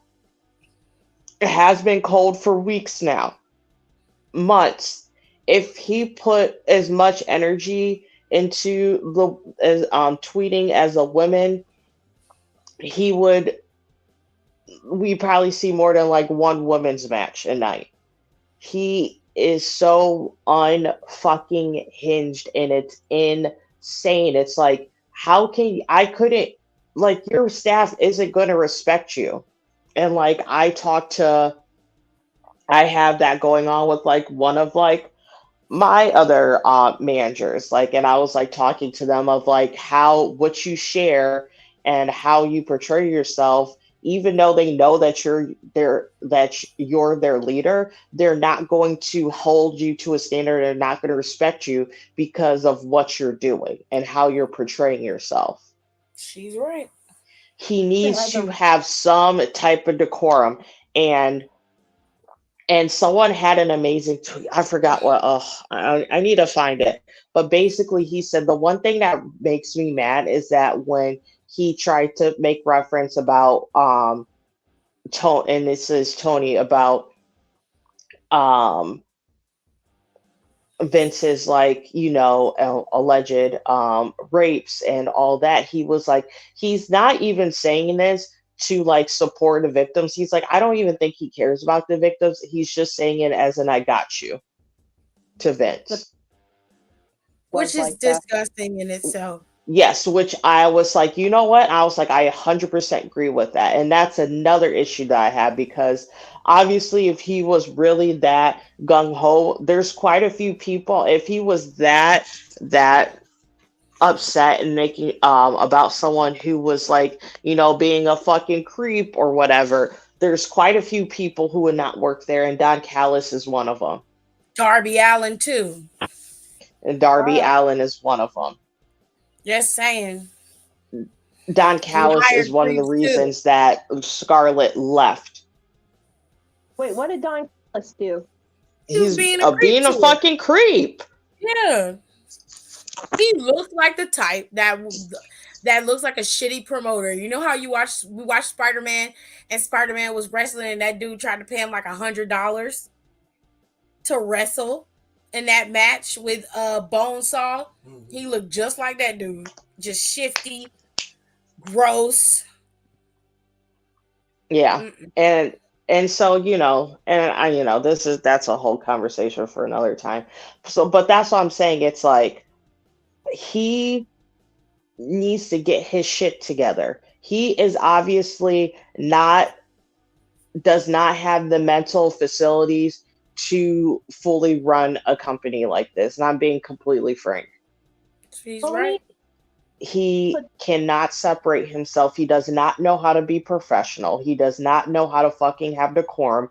And that's what happens when you're a rich child who has gotten everything you have ever wanted in your entire life. And this is including this company. And no one has told you no. You have no reason to have any true work ethic. You've been surrounded by people your life for so many times that never tell you no. And when you encounter things that don't go your way or aren't how you picture them and you can't change it, you freak the fuck out. And that's exactly what he's doing. Like, he legitimately, and I don't mean this to be insulting, and I don't mean to insult people who obviously have mental health issues. I am one of those many people, but he legitimately needs help. Like, he needs fucking help. Well, isn't AEW trying to get something's going on with their contract, right? Like, they're trying to be picked up by like a streaming service or something like that? Yeah, they're trying to be picked up by a streaming service, and then that's another thing where, like, yes, like, they did like have Taker and all that shit, but they also don't realize, and all three of us have talked about this, how they are also trying to get picked up by a network. That's what that really was about. What that really was about. And Tony is it's like they were killing two birds with one stone with that. Because because this is the thing. I was like, you had Jade show up at Fastlane. That was a nice little touch, right? But she didn't show up on Monday Night Raw, as far as I remember. And no, she didn't. Then you wait till NXT. I was like, Now NXT's, that wasn't their season premiere. Friday is SmackDown season premiere. And then Monday is Raw. And that's when I think she's going to show up. I think she's showing up on Raw. So, like, you have to, where you're thinking about it in a linear sense of, it's a direct fight between AEW and NXT. It really isn't, because NXT is going to keep rolling and doing what they were doing. And that's what I was talking about earlier. If it was just about Tony Khan and them stacking the deck against them, the focal point would have been about the legend. That wasn't the case. They were a helper agent to what they were already producing on the show. And they're trying to showcase potential buyers. This is what we could potentially do at a random night. This is random Tuesday. This ain't even a special night for us. We put everybody we can find on the show. If you give us the opportunity, we can give you steady views over 500,000 every week. But on those nights where you want something big, we can give you something big. And, like, just to throw in, if I was for, like, some major, I don't know, let's say Fox. I want to renew like, Alexis, I can't hear you. You're going in and out. You're breaking up a little bit. Hear me? Yeah. There was just a lot of clinging around back there too. No, what my thing was just like, you're looking to be picked up, right? Like, AEW wants to get picked up by somewhere new. Why? As if I was in, so it's like, say if I was in charge, right? Like, just say Fox. Fox doesn't want to renew with WWE, but you know, they need something for that Friday time slot. Let's look at AEW. If I was on that, and you know how they do like investigation and work like that, like, okay, Vince's things was definitely not a good look when they were doing this merger, but it happened, whatever, okay? If I was someone on a professional level at Fox and I saw Tony Khan acting like this, I would honestly be like, I would not want to do business with this man because he looks like he cannot take any like negative feedback because he's on here acting like a spoiled child, like Nicole has said, and we have stated that multiple times. He's acting like a child who's used to hearing yes every single time. And if I was the guy at Fox, I would be like, if you want this, you gotta stop with the Twitter fingers. Like someone's gonna have to take over your account. You're not allowed to access it. Someone else will do your posting for you. Like that would be it. And it's just like, also you have to think about this. Not even the wrestlers, because we have a feeling that a good chunk of them don't respect him back there anyway, so they probably don't care unless their paychecks start getting messed around with. How would you like it to who works in the back of AEW or the higher ups in AEW when you go on Twitter and you see your boss acting like this? They don't seem to have no issues with it. I mean, they're not going to say nothing even if they did. A lot of them have an undying loyalty to Tony Khan, which is really cult-like. But it's like, okay, but if that was any other job, say like, I'm just going to use sports for example, because this is also a thing I'm going to mention. If the owner of the Seattle Krakens came out after the Krakens would say like the Krakens lost a game. That's a hockey team. Yes. I'm trying to teach Nicole hockey terms. I have to start. Oh, shit. Two games out. I don't know if they're in the same division or anything like that. But say the Kraken and the Seattle Kraken and the Tampa Bay Lightning, who are hockey teams, like has some weird one-off things. So sometimes the NHL does that. And the Kraken lost. What would you do if like, or any kind of sports teams for that matter, if like their owner got on there and started coming up with all these bullshit excuses as to why the Kraken lost, even though I watched the game and thousands of other people watched the game and they were like, wow, they're playing really ultra shitty. If they lose, they deserve to lose this. And that's the other thing too. The NHL season openers had just started on Tuesday, and you had 4 big games going back to back to back. You had 2 and you had baseball playoffs. Yeah. And one of them was the Phillies. Yeah. No wrestling was going to get a fucking million. I'm sorry. They came damn close. They came damn close. Yeah, they that was way higher than I thought they were going to be. They had the Pittsburgh Penguins playing. They had the New Jersey Devils playing. They had the Las Vegas Golden Knights playing, which were the Stanley Cup champs from last season. So everyone's going to fucking watch that game because it's like that's how you determine apparently by game 1 how they're going to play all season.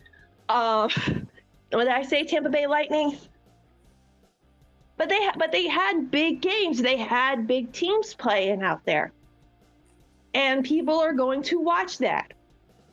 I was like, so I mean, and then like, what's your excuse with NBA? And PS and TNT, and NBA always brings the big ratings to TNT.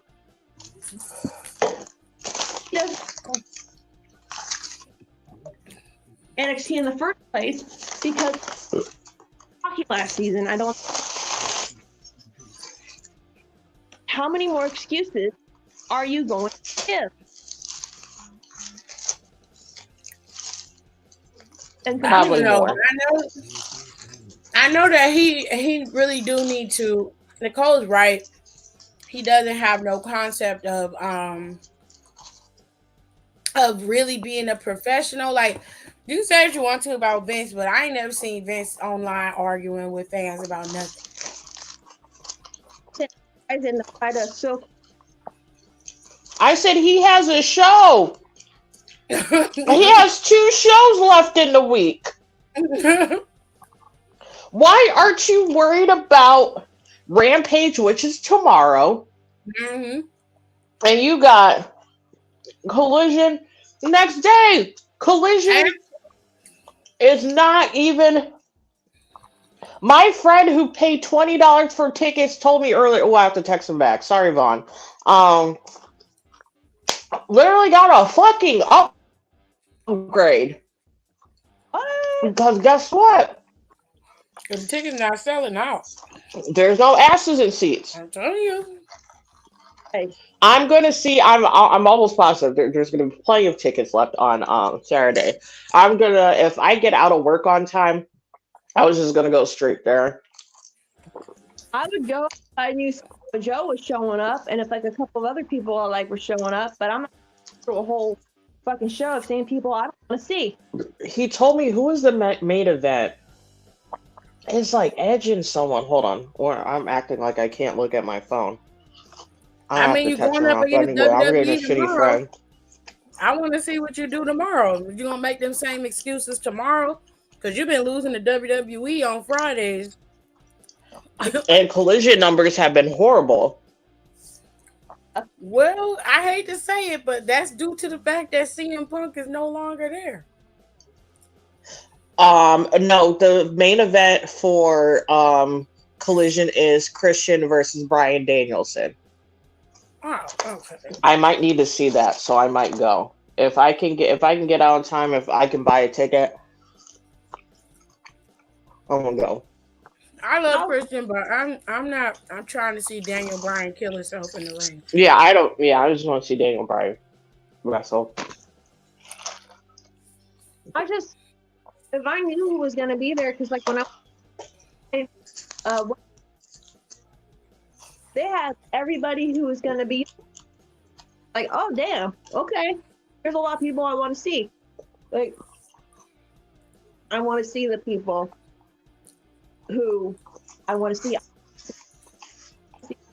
I want to see Eddie Kingston. I want to see Danhausen. Like, I want to see the people who want to see Orange Cassidy. But it's like they make it very, very hard for you to want to go spend your money to see that. You know. I get what you're saying. That's a good point because that's how I feel about their women's division. Yeah. I would love to see Toni Storm live. I'm scared that I would only see her for 60 seconds. Yeah. And I'd be so 30. freaking upset by that. What happened? She had a nice little. It was a character piece that she had where she was doing her silent story. It was a silent movie, and instead of them playing it, it was a small silent movie. It wasn't like an hour. They played it during a picture-in-the-picture commercial. Oh, that's fucking dirty, man. And I was like, okay, Tony's like the best thing going you got in your women's division. I'm not saying that you should make her champion again, but she's a good face character right now, good anti-hero character. You got a lot of wiggle room. You could be building her up, have her go up against Nyla Rose, and let them fight it out for a little while. Like, you could be doing a lot of things, a lot of time that you could fill up on your shows that you give to people who I feel like they don't deserve it. Like, I don't really care about Roderick Strong and what he got going on. So stupid. Some people do. I do not. And that was another thing I was saying in the other group chat about Roderick. Like, there's a big reason why Adam Cole and MJF are cold right now, and that is because you didn't pull the trigger when you needed to. And instead of making MJF be your aggressor, you should have made it Cole, and Cole should have been turned off MJF. But you added in Roderick Strong and made it this weird love triangle between the three of them. And it just seems odd and out of place to me. I'm like, I don't get it. I don't understand what this is for, or what do you want to do with this? It's not working. Not for me. I feel like you could have moved in a different direction. If you wanted to have Strong in there, you could have had Strong as Adam Cole's right-hand man, like he always was. He works better when he's working off of someone else. He does not work well when he's by himself. That he's getting dragged for. Yeah, yes, and also I don't know. There's something I wanted to add to that, and I love Roderick Strong. Roderick Strong. I'm trying to say this in a nice way. Roderick Strong is not going to put asses in seats. Facts. So you can't have this big whatever they're trying to attempt with someone like that, and I mean that in the best possible way. Bell to bell, Roderick Strong is one of the best people on that roster. I agree with that. 100%. He is top, and I want to say he's top 3, honestly, in the ring on that roster, hands fucking down. But he has the charisma of a fucking used tampon. Oh, God. Jesus Christ. Fucking hell. There's our unofficial member of Down for the Count, our 300th episode. There you go.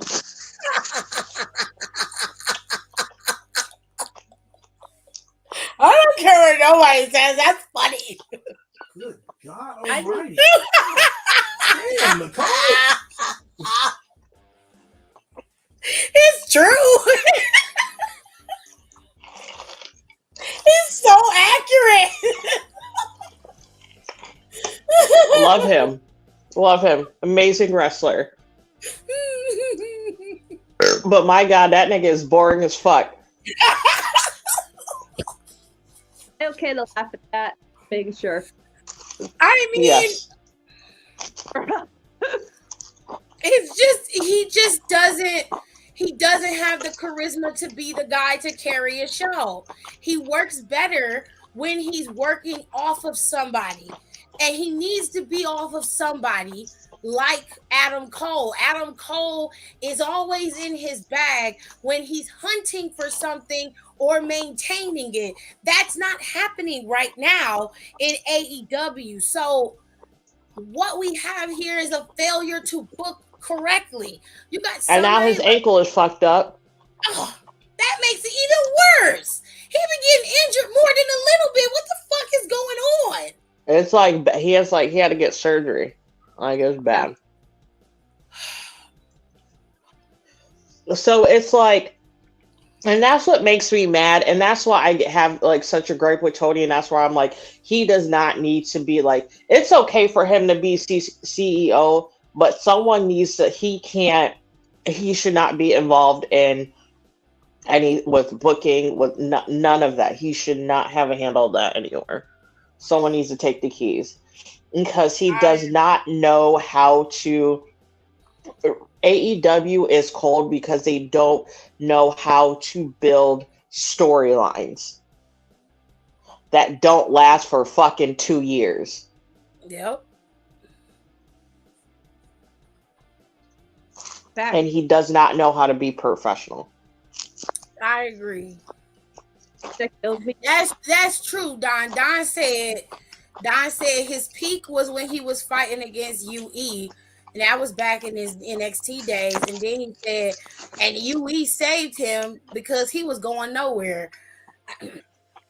I mean, Roderick Strong, though, wrestling-wise, is an excellent Not wrestler. a lot of people can touch Roderick Strong ring. I will give him that 100%. That's true. Like, he's very, very good in the ring. There's not a lot of people who are close to what he's capable of. And I love watching Roderick Strong wrestle. That's never been a question. But him being in a storyline where he is a actual character that has pivotal moments in the story, no, he needs to be the kind that he's a hanger-on. He's the one who helps the story along, but he's not a focal point. He doesn't need to do that. Like, who wants to hear him fucking speak? Like, he is out there crying. From Literally, who? Ask somebody, what is your favorite Roderick Strong promo? Alexis, what is your favorite Roderick Strong promo?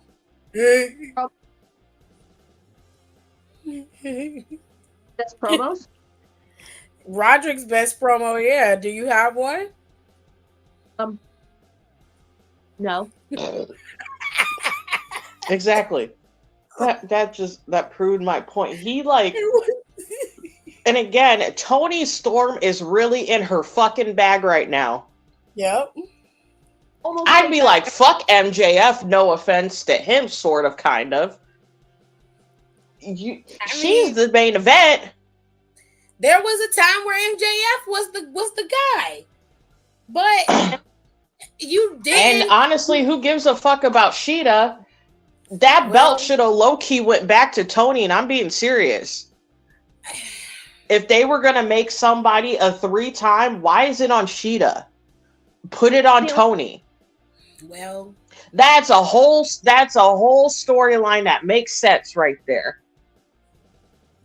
And you can kind of have Toni teeter the line as a character with that, because she could go heal her face by whoever she's going up against, and that would be kind of fun, and that'd be main event worthy with Toni.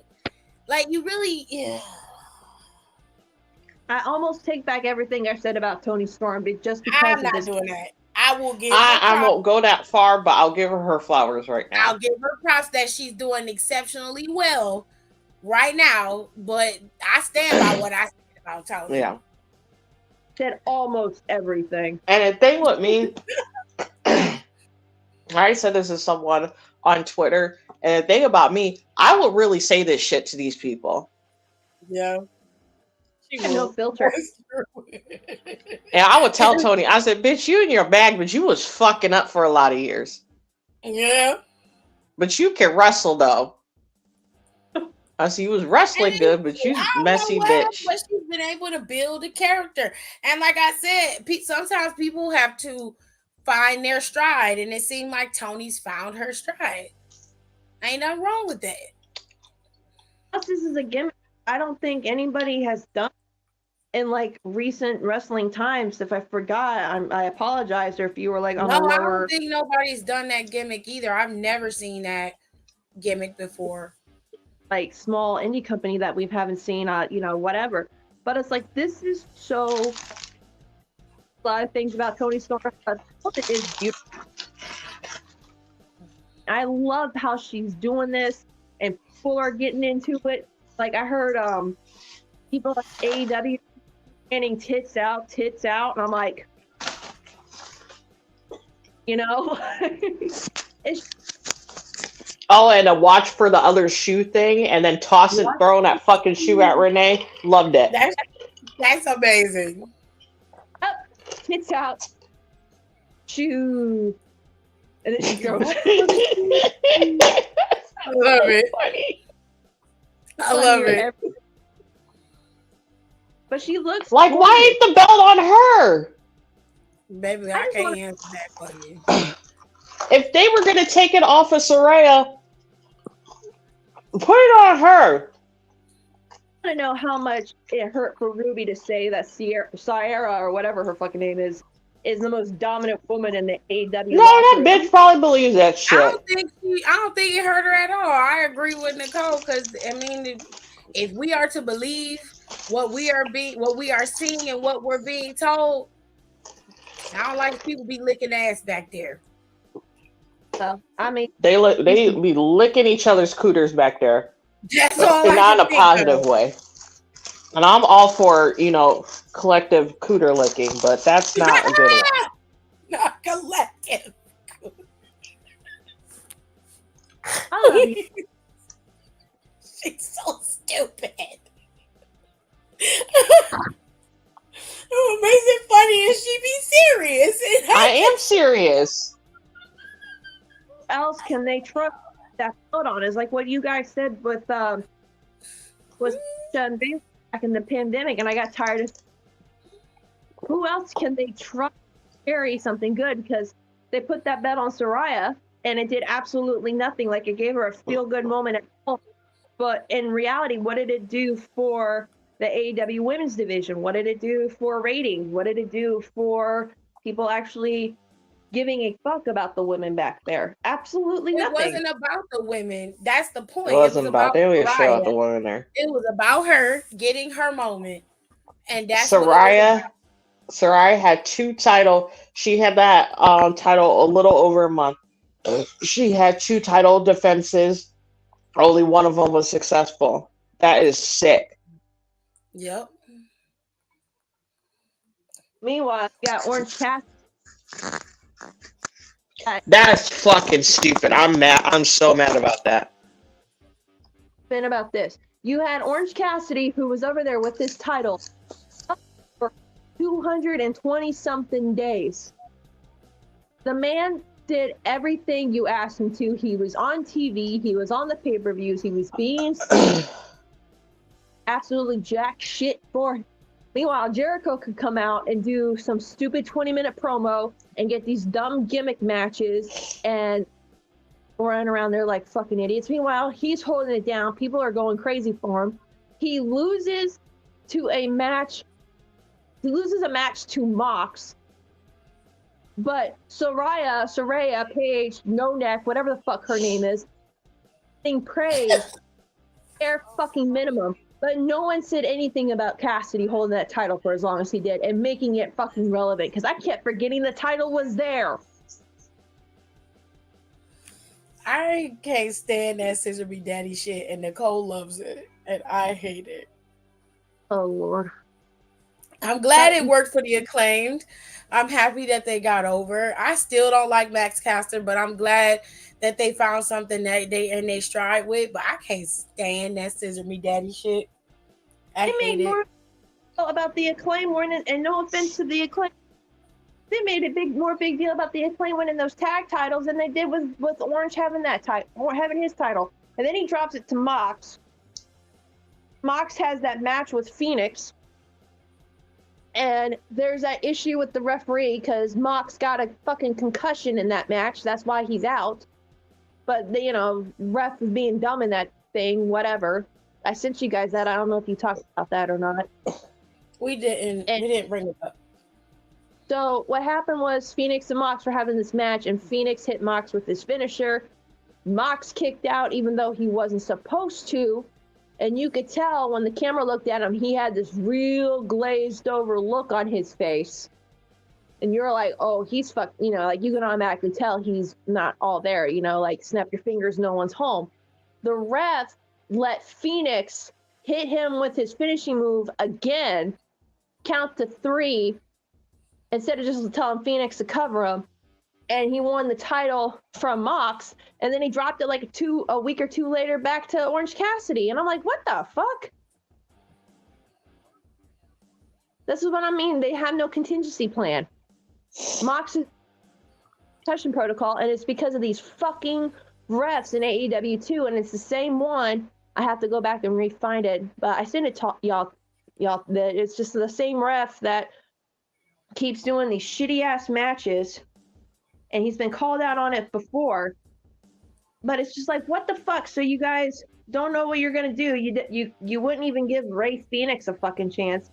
But no shame to Cassidy. He did great, but they ain't doing anything with the fucking Lucha Brothers right now. So why not give one of them a solo run? Like that to me. Well, you're right. I can't get mad anymore because Tony is really just showing his ass, and he's showing his stupidity, and even more loyal they are when the paychecks start coming dry. Because who was loyal? ECW, the ECW. They were all faithful and loyal till Heyman stopped paying all their fucking checks.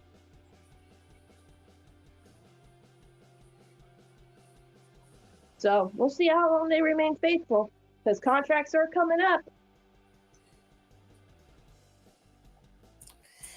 I think dumb as fuck. And Bischoff has been trying to tell him for months. He has. But he's been acting so shitty, like, oh, well, what does he know? He knows a lot. He ran 2 companies in the ground. You should listen to him. And I'm not even being funny. Like, I would listen to him because I was like, I'm trying to make sure I wasn't doing what you was doing, homie. Right. I see you doing real good right now, OG, but I'm trying to make sure I don't do what you do, so you tell me what you did. And I'll do the opposite. But he's doing the same. And Bischoff is trying to tell him, please don't do the same. I did that. I'm trying to tell you, don't do that. And you're not listening. So I think you're a fucking idiot. And that's literally what it is. You know what it takes, Jim Cornette and Vince Russo, to agree? You know how crazy it is for them to agree on one thing, and the one thing they agree on is that Tony Khan does not know what the fuck he's doing. Cornette has years now, and Russo's been low-key saying it too. If you're gonna listen to anybody, fucking listen to, like Nicole said, listen to Bischoff, but also listen to fucking Russo. It's because of their hubris that shit, like, we lost WCW and we almost lost Impact. And Impact's now the one making the most moves and people want to watch. Oh, that's one thing I do want to talk about, so we can stop talking about AEW, because there's only so much Tony Khan needs to fix, and he sucks. We can talk about. I saw a tweet where somebody said it's sad that people still watch Impact now, and I was like, Impact is fucking lit, okay? If you're not watching Impact, I don't know what to tell you. The shit going on with Alex Shelley and Josh Alexander is entertaining as fuck, okay? These motherfuckers been in a pissing match for weeks. Alex Shelley still trying to prove that he can beat Josh Alexander, which it's been proven that he cannot. Okay? The women's division is always popping over at Impact. Always. Okay? Well, someone said that Tony and AEW needs to do what Impact does. Is just sit there, mind their business, put on good shows, maybe and then that's it. They just mind their business. Yeah. Drop down to they mind their business. Anytime somebody random or somebody does some random shit in AEW or WWE, they always have a fucking clip of them in TNA. That's all they do. I think it's cool that they do that, though. Like, I get it's so it's so funny. It's like, and I feel, and then it's like everyone's in on it. They're like, oh, can't wait for Impact to post a clip in 30 seconds. And sure enough, like be like Impact. Like, when they do that, I understand they're bringing attention to the product, and they're like, hey, looky over here, because it's funny though. Kind of done in a respectful way, though. At the same time, they're not trashy about it. Like when LA Knight, they were like, "Oh, look at Eli Drake's top 10 moments," like like shit like that. And they fuck out of Mickey for her showing up at the WWE Women's Royal Rumble as Impact Women's Champion. They love Mickey over there. And we're finally Mickey used to always say Queen B. She was there for a long time. And now you got her wrestling Trent at Bound for Glory. Match we should have gotten in WWE, to be all honest with you. Yeah. You could say a lot of shoulda, woulda, couldas about WWE. Vince is trash for that. Okay. It's like, not Impact. Me and Tiff recorded earlier this week. I did a What Happened Was Halloween Havoc 1991 Chamber of Horrors. I have never heard her laugh this hard before recording an episode with her about What Happened Was. And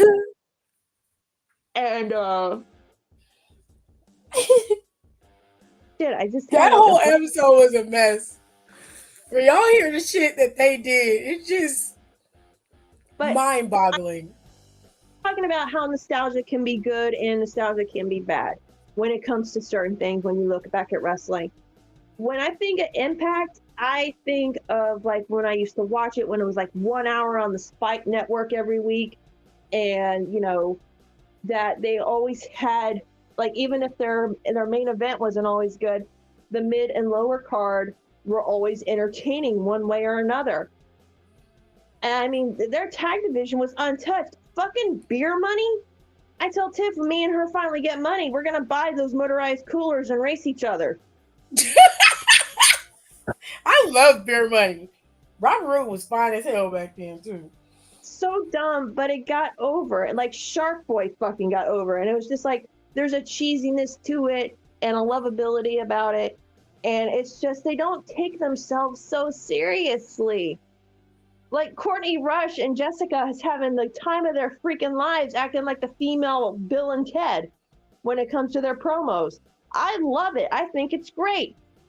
And then you got Crazy Steve over there ready to murder Tommy Dreamer, which, go Steve, I'm behind you 110%. And he crazy. He crazy as hell. He I stabbed Tommy Dreamer in the back with a fork. And I was just like, I mean, Tommy Dreamer probably deserved it, so. I was like, good for you, Steve. You get him, Steve. But like I know I told you this, but I can't find the videos anymore. Like a couple of years ago, I met Crazy Steve at an event here in Tennessee, and it was one of those wrestling protocol shows where you had to wear a mask, and if people were not wearing masks or refused to wear one, they got kicked out. So I will take that's a win in my book right there for this state. And he was such a cool guy because we met him afterwards. I got a picture with him. I thought I put it on our Twitter, but I can't find it. But he was like such a cool, sweet guy.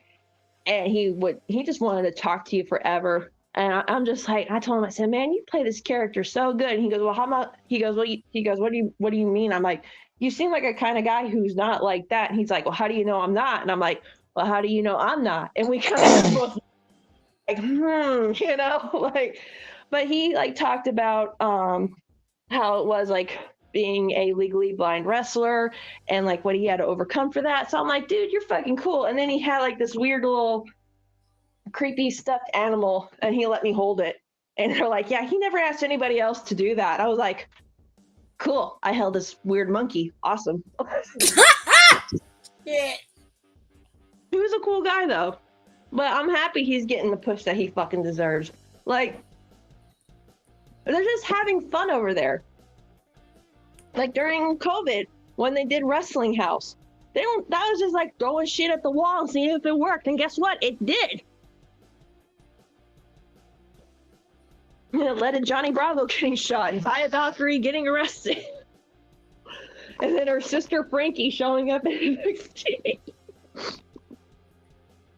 But they're really. I'm glad you had a good time and you enjoyed it.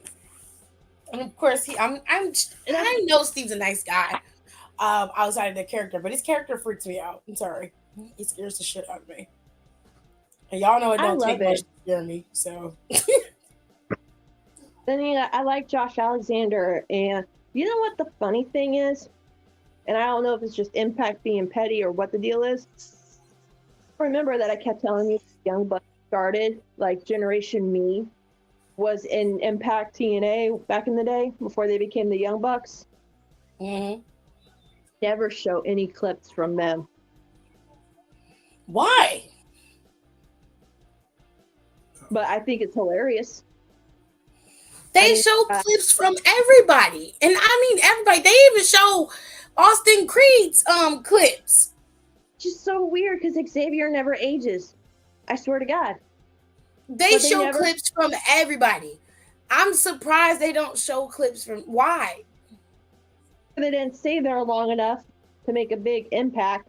Hey, made another joke. But but either they didn't stay there long enough or maybe someone's just being mad petty. And you know what? They're like, you know what? Fuck them guys. Like, fuck them. We ain't showing shit of theirs. Wow. Someone petty.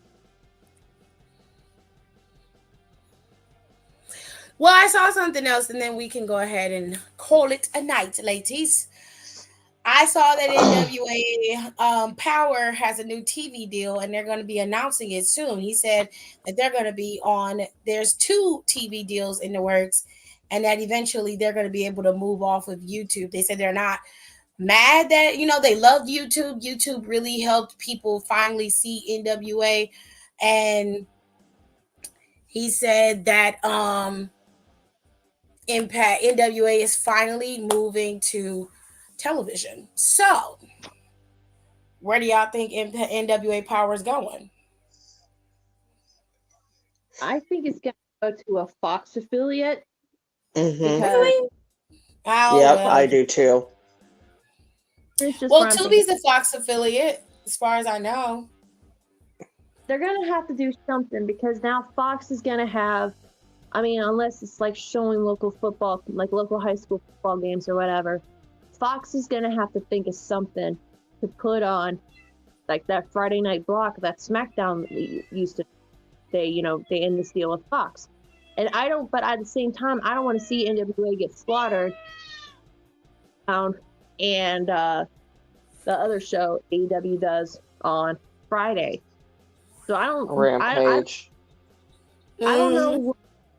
I don't know what Fox is gonna do because they're gonna need something. Because I'm telling you, once WWE gone, that 2 hours, they got to figure out something to do with it. I think they'll a Fox network. I hope it's like basic cable. But you hear Rory? Yeah. Living total resting bitch face right now, Nicole.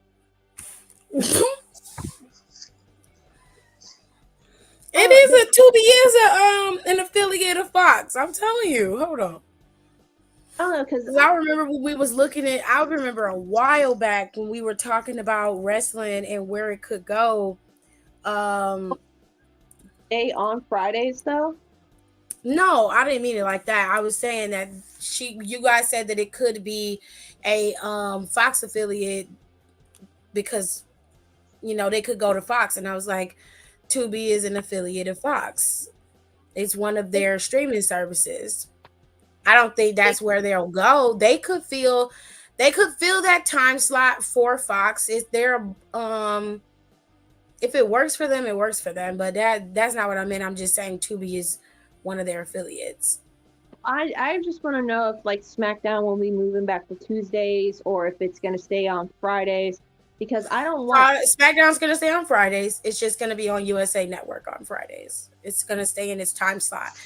USA Network wanted a prime time slot, and they wanted that Friday slot that they had. So they're going to keep it at Friday. They're not going to switch it. Plus, USA Network has other stuff going on Tuesdays, Wednesdays, and now on Mondays. They have something else they want to fill it with. So that's one of the reasons why they're shopping around Raw and NXT. I don't think anything's going to be able to get the ratings that Raw does. But I don't know where they should go, honestly, because that's the easiest way is like, just put them on Friday. But at the same time, while it's a good thing when there's going to be like 3 separate kinds of wrestling going on, I don't want NWA to get lost in the sauce. You know what I mean? Yeah. Like I said, Tubi is a affiliate of Fox. Their parent company is Fox Corporation. Tubi's owned by Fox. So, they could put NWA in that slot. They're gonna have to work at making that slot stay at that high number that WWE had if they want to, but it's not difficult. But they definitely could do it. You know what? I just want to say something else. You know how like that one person you were saying is like, Impact doesn't have that big of a crowd. Neither does NWA. There's a lot of people there, but it's not like as big as like AEW or WWE numbers, because that's just the way it's set up, because it's a more intimate feeling to it. Even pre-COVID with NWA, you didn't have a whole lot of people there. So just because there's asses in the seats doesn't mean the product's any good, though. NWA isn't that bad. I just feel like it didn't have enough eyes on the product to make it great. Is Matt Cardona still in NWA? I don't know what he's doing right now except being horny for his wife on Twitter. I don't see anything wrong with that. I thought that was Matt funny. Cardona. That is so funny. I said, I think man, this is out of pocket, and this is real early in the morning. I don't care. Let him do it. It's his wife. He do This whatever is why, he so it's wants. fine. I was like, Jesus Christ, man. I was like, your teeth. I said, you ain't, and I was like, poor Chelsea. Probably don't get no rest. Matt, Don said Matt isn't signed anywhere. No, he just goes wherever. He's a butterfly. They fucked up. They could have given him that title instead of fucking Tyrus, because what good did that fucking do? Well, Tyrus doesn't have it anymore. Tyrus, thank God. Yeah, but it's that EC3 of all people. Like, that's much fucking better. I'd rather EC3 have it than Tyrus. If I'm being fair. I'd rather neither of them have it. Well, unfortunately, they have to choose the lesser of the two evils. We're gonna hear about NWA because it's really coming to this. People are not happy back there with the way shit's going and being ran by the upper management. So, yeah, just going on up there according to the wrestling streets. At least that's what I've been hearing. But the main thing is someone has to buy out Billy Corgan so he's not in charge anymore. I don't think that's going to happen if they go to a Fox affiliate. Which sucks because I really like Billy Corgan and I really love Smashing Pumpkins. But he's such an asshole. Wowzers. A lot of old school rocker guys from the 90s have pretty much shown their true colors as of late. So, you know. Don, please, you are doing way too much. So he's like a WWE. What do you? Because Chelsea is women's tag team champion. He said he's one half of the women's tag team champion. And he was like, so he's like a WWE champ, to be honest. No, he's not. You know how you know for a fact they don't care about the women's tag division titles just because Cardona showed up with one and they didn't say a damn word about it.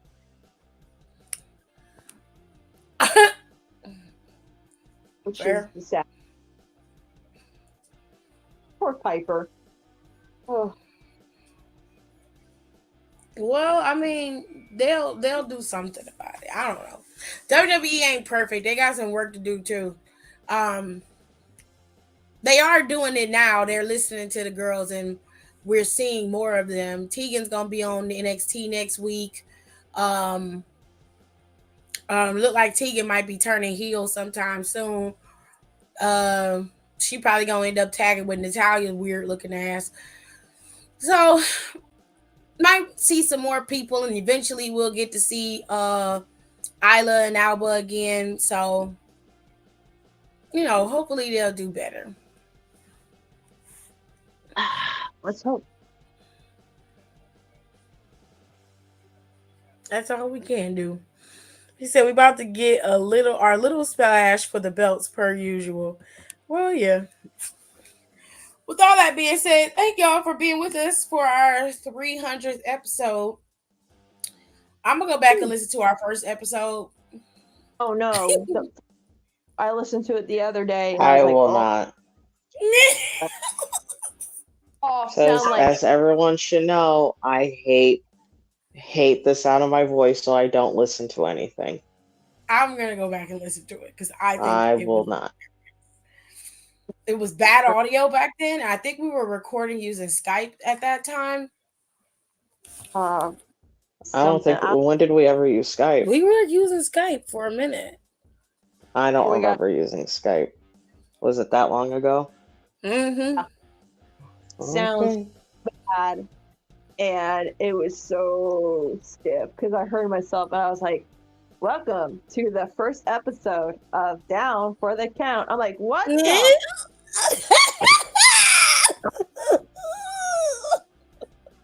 Cool. What did we talk about? Was it top King 5? of the Ring. Oh, it was King of the Ring. Let me go King- look. I want to see the analytics for that episode. Hold on. It was so bad. It was so bad. And I was just like, oh, we have come a long. We still can't get our sound good, but holy shit, we have came. Well, that's because we're in different spots. Like, we're still in different areas of the country. Like, it's not like we're in the studio, like, No, you know, with you know, like with Jobber Tears and some of the other podcasters. If we were in the studio, it'd be fine, you know, because we'd have our own mics and everything. I like the fact that sometimes like, you can hear like a random garbage disposal or a cat, a dog. Yeah. It's very unique. You know, like I like that, but at the same time, you could kind of tell where we were starting to come in as our own when we felt more confident doing this than that kind of stuff. And I was just like, damn, man, it's like 4 years of doing this, 300 episodes. And to be honest with y'all, and I'm not trying to act all sappy, there's nobody else I would have fucking done this with except you guys. Oh. We love you too. And it was Nicole's brainchild. Me and Tiff were just like, fuck it, let's do it. Right. I don't know why anybody listens to me. It was the first episode was in August of 2019. So we missed her so birthday. much shit, so little time. We were babies. Oh. That episode was 2 hours. It was 2 hours and 32 minutes. Oh, hell no. It's 2 hours. There was a part 2 that was like another hour. What were we doing? Like talking mad shit about people. What were we talking about? I need to know. It says Finn, Beth, Becky, and Seth walking down the aisle. Indie news, AEW ticket scalping debacle, King of the Ring first round results, predictions. XFL was revived. Oh fuck, the XFL was revived during that time. I forgot about how that. little that COVID was gonna hit and take it completely out in the like next few months. It was doing pretty damn good too. I'm so upset about the XFL. Because it was really good. And then you know what? That USFL came up and took the legs right from underneath it. Just snatched it. And I was like, why did y'all do that? Talks about that shit though. I loved that little run with XFL so much because I was like, I literally was about to get a jersey. I was gonna get the Seattle Sea Dragons one. I was literally gonna get a jersey, and this is when I still worked at my one job, and I would literally put XFL on, and they'd be like, what the fuck are we watching? I was like, we are watching XFL.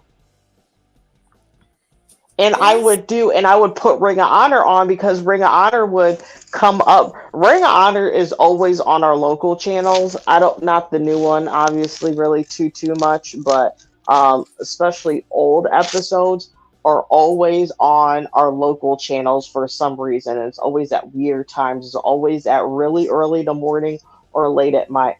Like, I can't tell you how many times I have been in a bar and Ring of Honor is randomly on TV.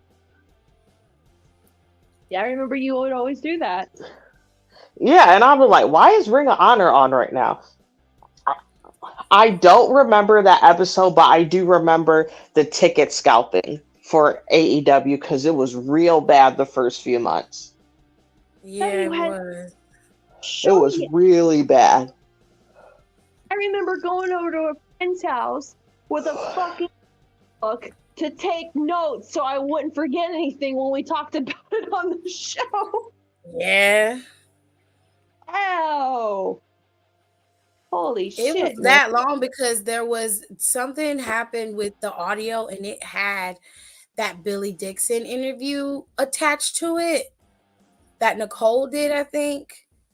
And that I published as its own episode. I'm going to republish it because it was a good interview. I'm going to put it back up. But that episode shouldn't have been 2 hours. I was sitting there like, I remember editing this. This wasn't 2 hours. I stayed up until 6 o'clock in the morning. This wasn't 2 hours. We recorded 4 hours of content that day. And I had to sift through all of it. And I was like, why is it 3 fucking hours? Like, what's going on? I'm like, shit. I remember the episode after that. I was yelling at Nicole because I told her she was the one who jinxed my King of the Ring stands, like brackets and shit. I don't even remember that.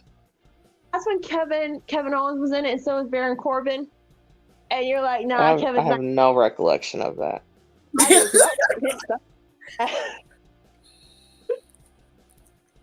But oh man, there's some good ones. The best episodes we've had of our show, to just give y'all some insight into our analytics. Our best episodes are, let me see, episode rankings. Here we go. That Extreme Rules Fallout episode has 747 plays. Wow. Hi. That's our biggest episode, was that Extreme Rules Fallout. And I think what that was even the Extreme Rules? I don't know. I think it was the one where Seth and Ray had that match. It was September 27th of 2021. Extreme Rules 2021. Let me see. Are we making fun of it that good? I don't know. The match card for that event was Liv Morgan beat Carmella. The New Day defeated Bobby Lashley, AJ Styles, and Omos by pinfall in a 6-man tag team match. I don't remember this one at all. The Usos beat the Street Profits for the SmackDown Tag Team Championship. Charlotte Flair beat Bliss, and Bliss had that breakdown in the middle of the ring. Damian Priest beat Jeff Hardy and Sheamus for the U.S. Championship. Becky Lynch and Bianca Belair's match ended in a no contest, and Roman Reigns defeated Finn Balor via pinfall. I remember this one. This is the one where Finn was on that top turnbuckle and it just broke out of nowhere, and they never explained any of that shit. Oh, okay. Yeah, I remember that. Is that the one where he was flopping around like a fish? Was it? Yes. I don't remember him flopping around. Yes. Yes, he did that weird flopping shit. I was like, what is this? Turn it off. I don't remember that. That was our highest ranking episode to this day. That is the one. The next one is so much news, so much time. There's a big jump between these two. 262 plays for that one. MJF drops a bomb on national television. That was when MJF was going off. WrestleMania Backlash review and Hell in the Cell. Plane Ride from Hell Fallout. That was the what had happened was episode. The roast sessions are the ones that were really high up after that, and then the Big Swole situation. People really like the roast sessions. The roast sessions are repeated on here a lot. Because we haven't been able to do it because everyone's been on best behavior, and there's so many times you can shoot fish in a barrel. I just be liking to be roasting characters. I don't give a shit about what they really do. Well, it's kind of more fun when you can talk shit about them in real life too, at least for me. I talk about them regardless because I do it on the daily, so that kind of, it doesn't bother me. But yeah, all of these episodes are our top ranking episodes. Even the ones with CM Punk aren't that high on the list, but this Extreme Rules Fallout one stays atop all of them, and I don't right off understand why, but it keeps growing. Every year it gets bigger and bigger, and it's light years ahead of the pack. So random. 2021? Yeah. The fuck we do that episode? I don't know. I don't know why people are so hyped about that particular episode. I'm not quite sure, but I don't know. I don't know if we were upset or what was going on. I don't remember because I don't even remember that Extreme Rules. If I'm being fair, Y'all need to tell us what we do on that episode for y'all to like it so damn much. Our platform, like most of the time, most of our listens, 59% of it comes from Spotify, 26% of it comes from Apple, and then 10% of it comes from Google Podcasts. Some people listen to it via Anchor or rather the Spotify for podcasters, and then they use other platforms. All of our listeners, 93% of them come from the States, 2% from Canada, 2% from Germany. We got listeners in Taiwan, the UK. Who's in Germany? I don't know. I don't know. And you'll never guess. Okay, guess what gender listens to us the most? Women. Absolutely not. They. Nope. We have a 66.3% male audience. Men. I don't believe that. You want to see it? I will show you. I don't believe that. 66.3% male audience, 18 to 22. Actually, I might. They're probably gay. Well, fair. Here for the gays, the girls, and the them days. This is our audience. I want to. How do you say, Alexa? How do you say shout out to Taiwanese? I don't know. What do they speak in Taiwan? I hope I just didn't make a bad Taiwanese. joke. Yep, our biggest audience is 18 to 22. They're overwhelmingly men. We have an audience of 29.3% female, and then there's a 3.3% non-binary. Wow, I love that. Now, our next biggest audience is the demo of 28 to 34. So that Which should make sense because that's our age group. Yeah, so that checks out. But the 18 to 22 took me out a little bit. I was like, oh, that male listener is taking me out. Mostly men listen to our podcast. That's crazy. Do they hate listening? I wouldn't say that. I don't think so.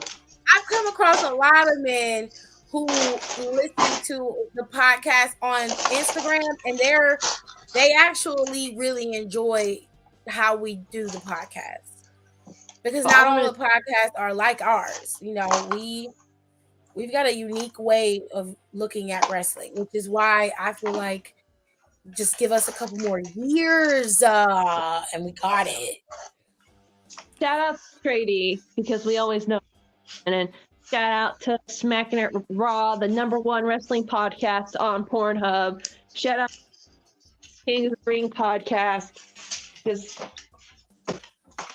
they talk about it. That's right. Trady especially. So, to end it on a positive note, we love Wrestling It's the Fan Bam, and he always supports us, so we always going to support him.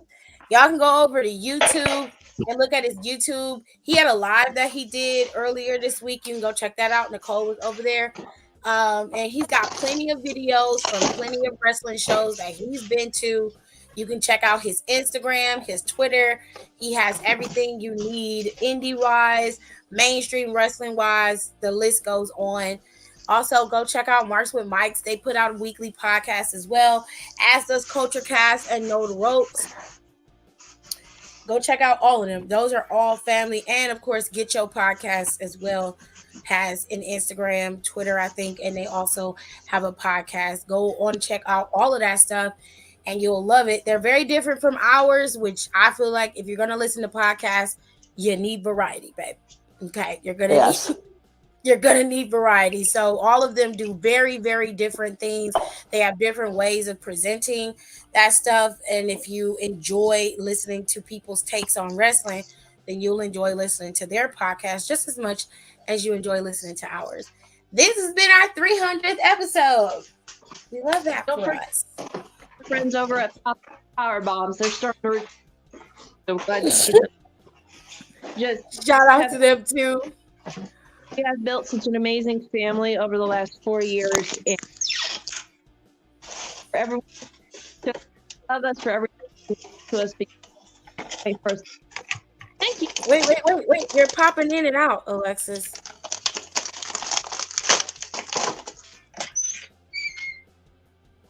This is what I mean about the sound thing.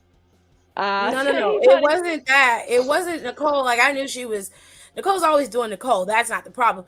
No, it was your microphone. It was popping in and out. You could hear it, but it would click out while you were talking. So y'all need to listen more so we can get money for the show and build a mini studio where we can all go to. That would be great. I'm gonna send her a microphone for her birth for Christmas because I need to be able to hear her, and I need to hear her. I will also pitch in for that microphone. I'm being dead ass. I'm gonna send it to her because she has good takes, and we miss a lot of what she's saying because her sometimes her mic cuts out. Well, I was just saying. Well, first off, fuck you both. Secondly, if you listen to us and you love us, you listen to us and you hate us, either way, thanks. We've met some amazing people doing this. We've had some in the last 4 years, and honestly, I can't wait to see what else crazy shit's gonna go down, honestly. And on that note, we'll see you guys next time. Bye. Bye.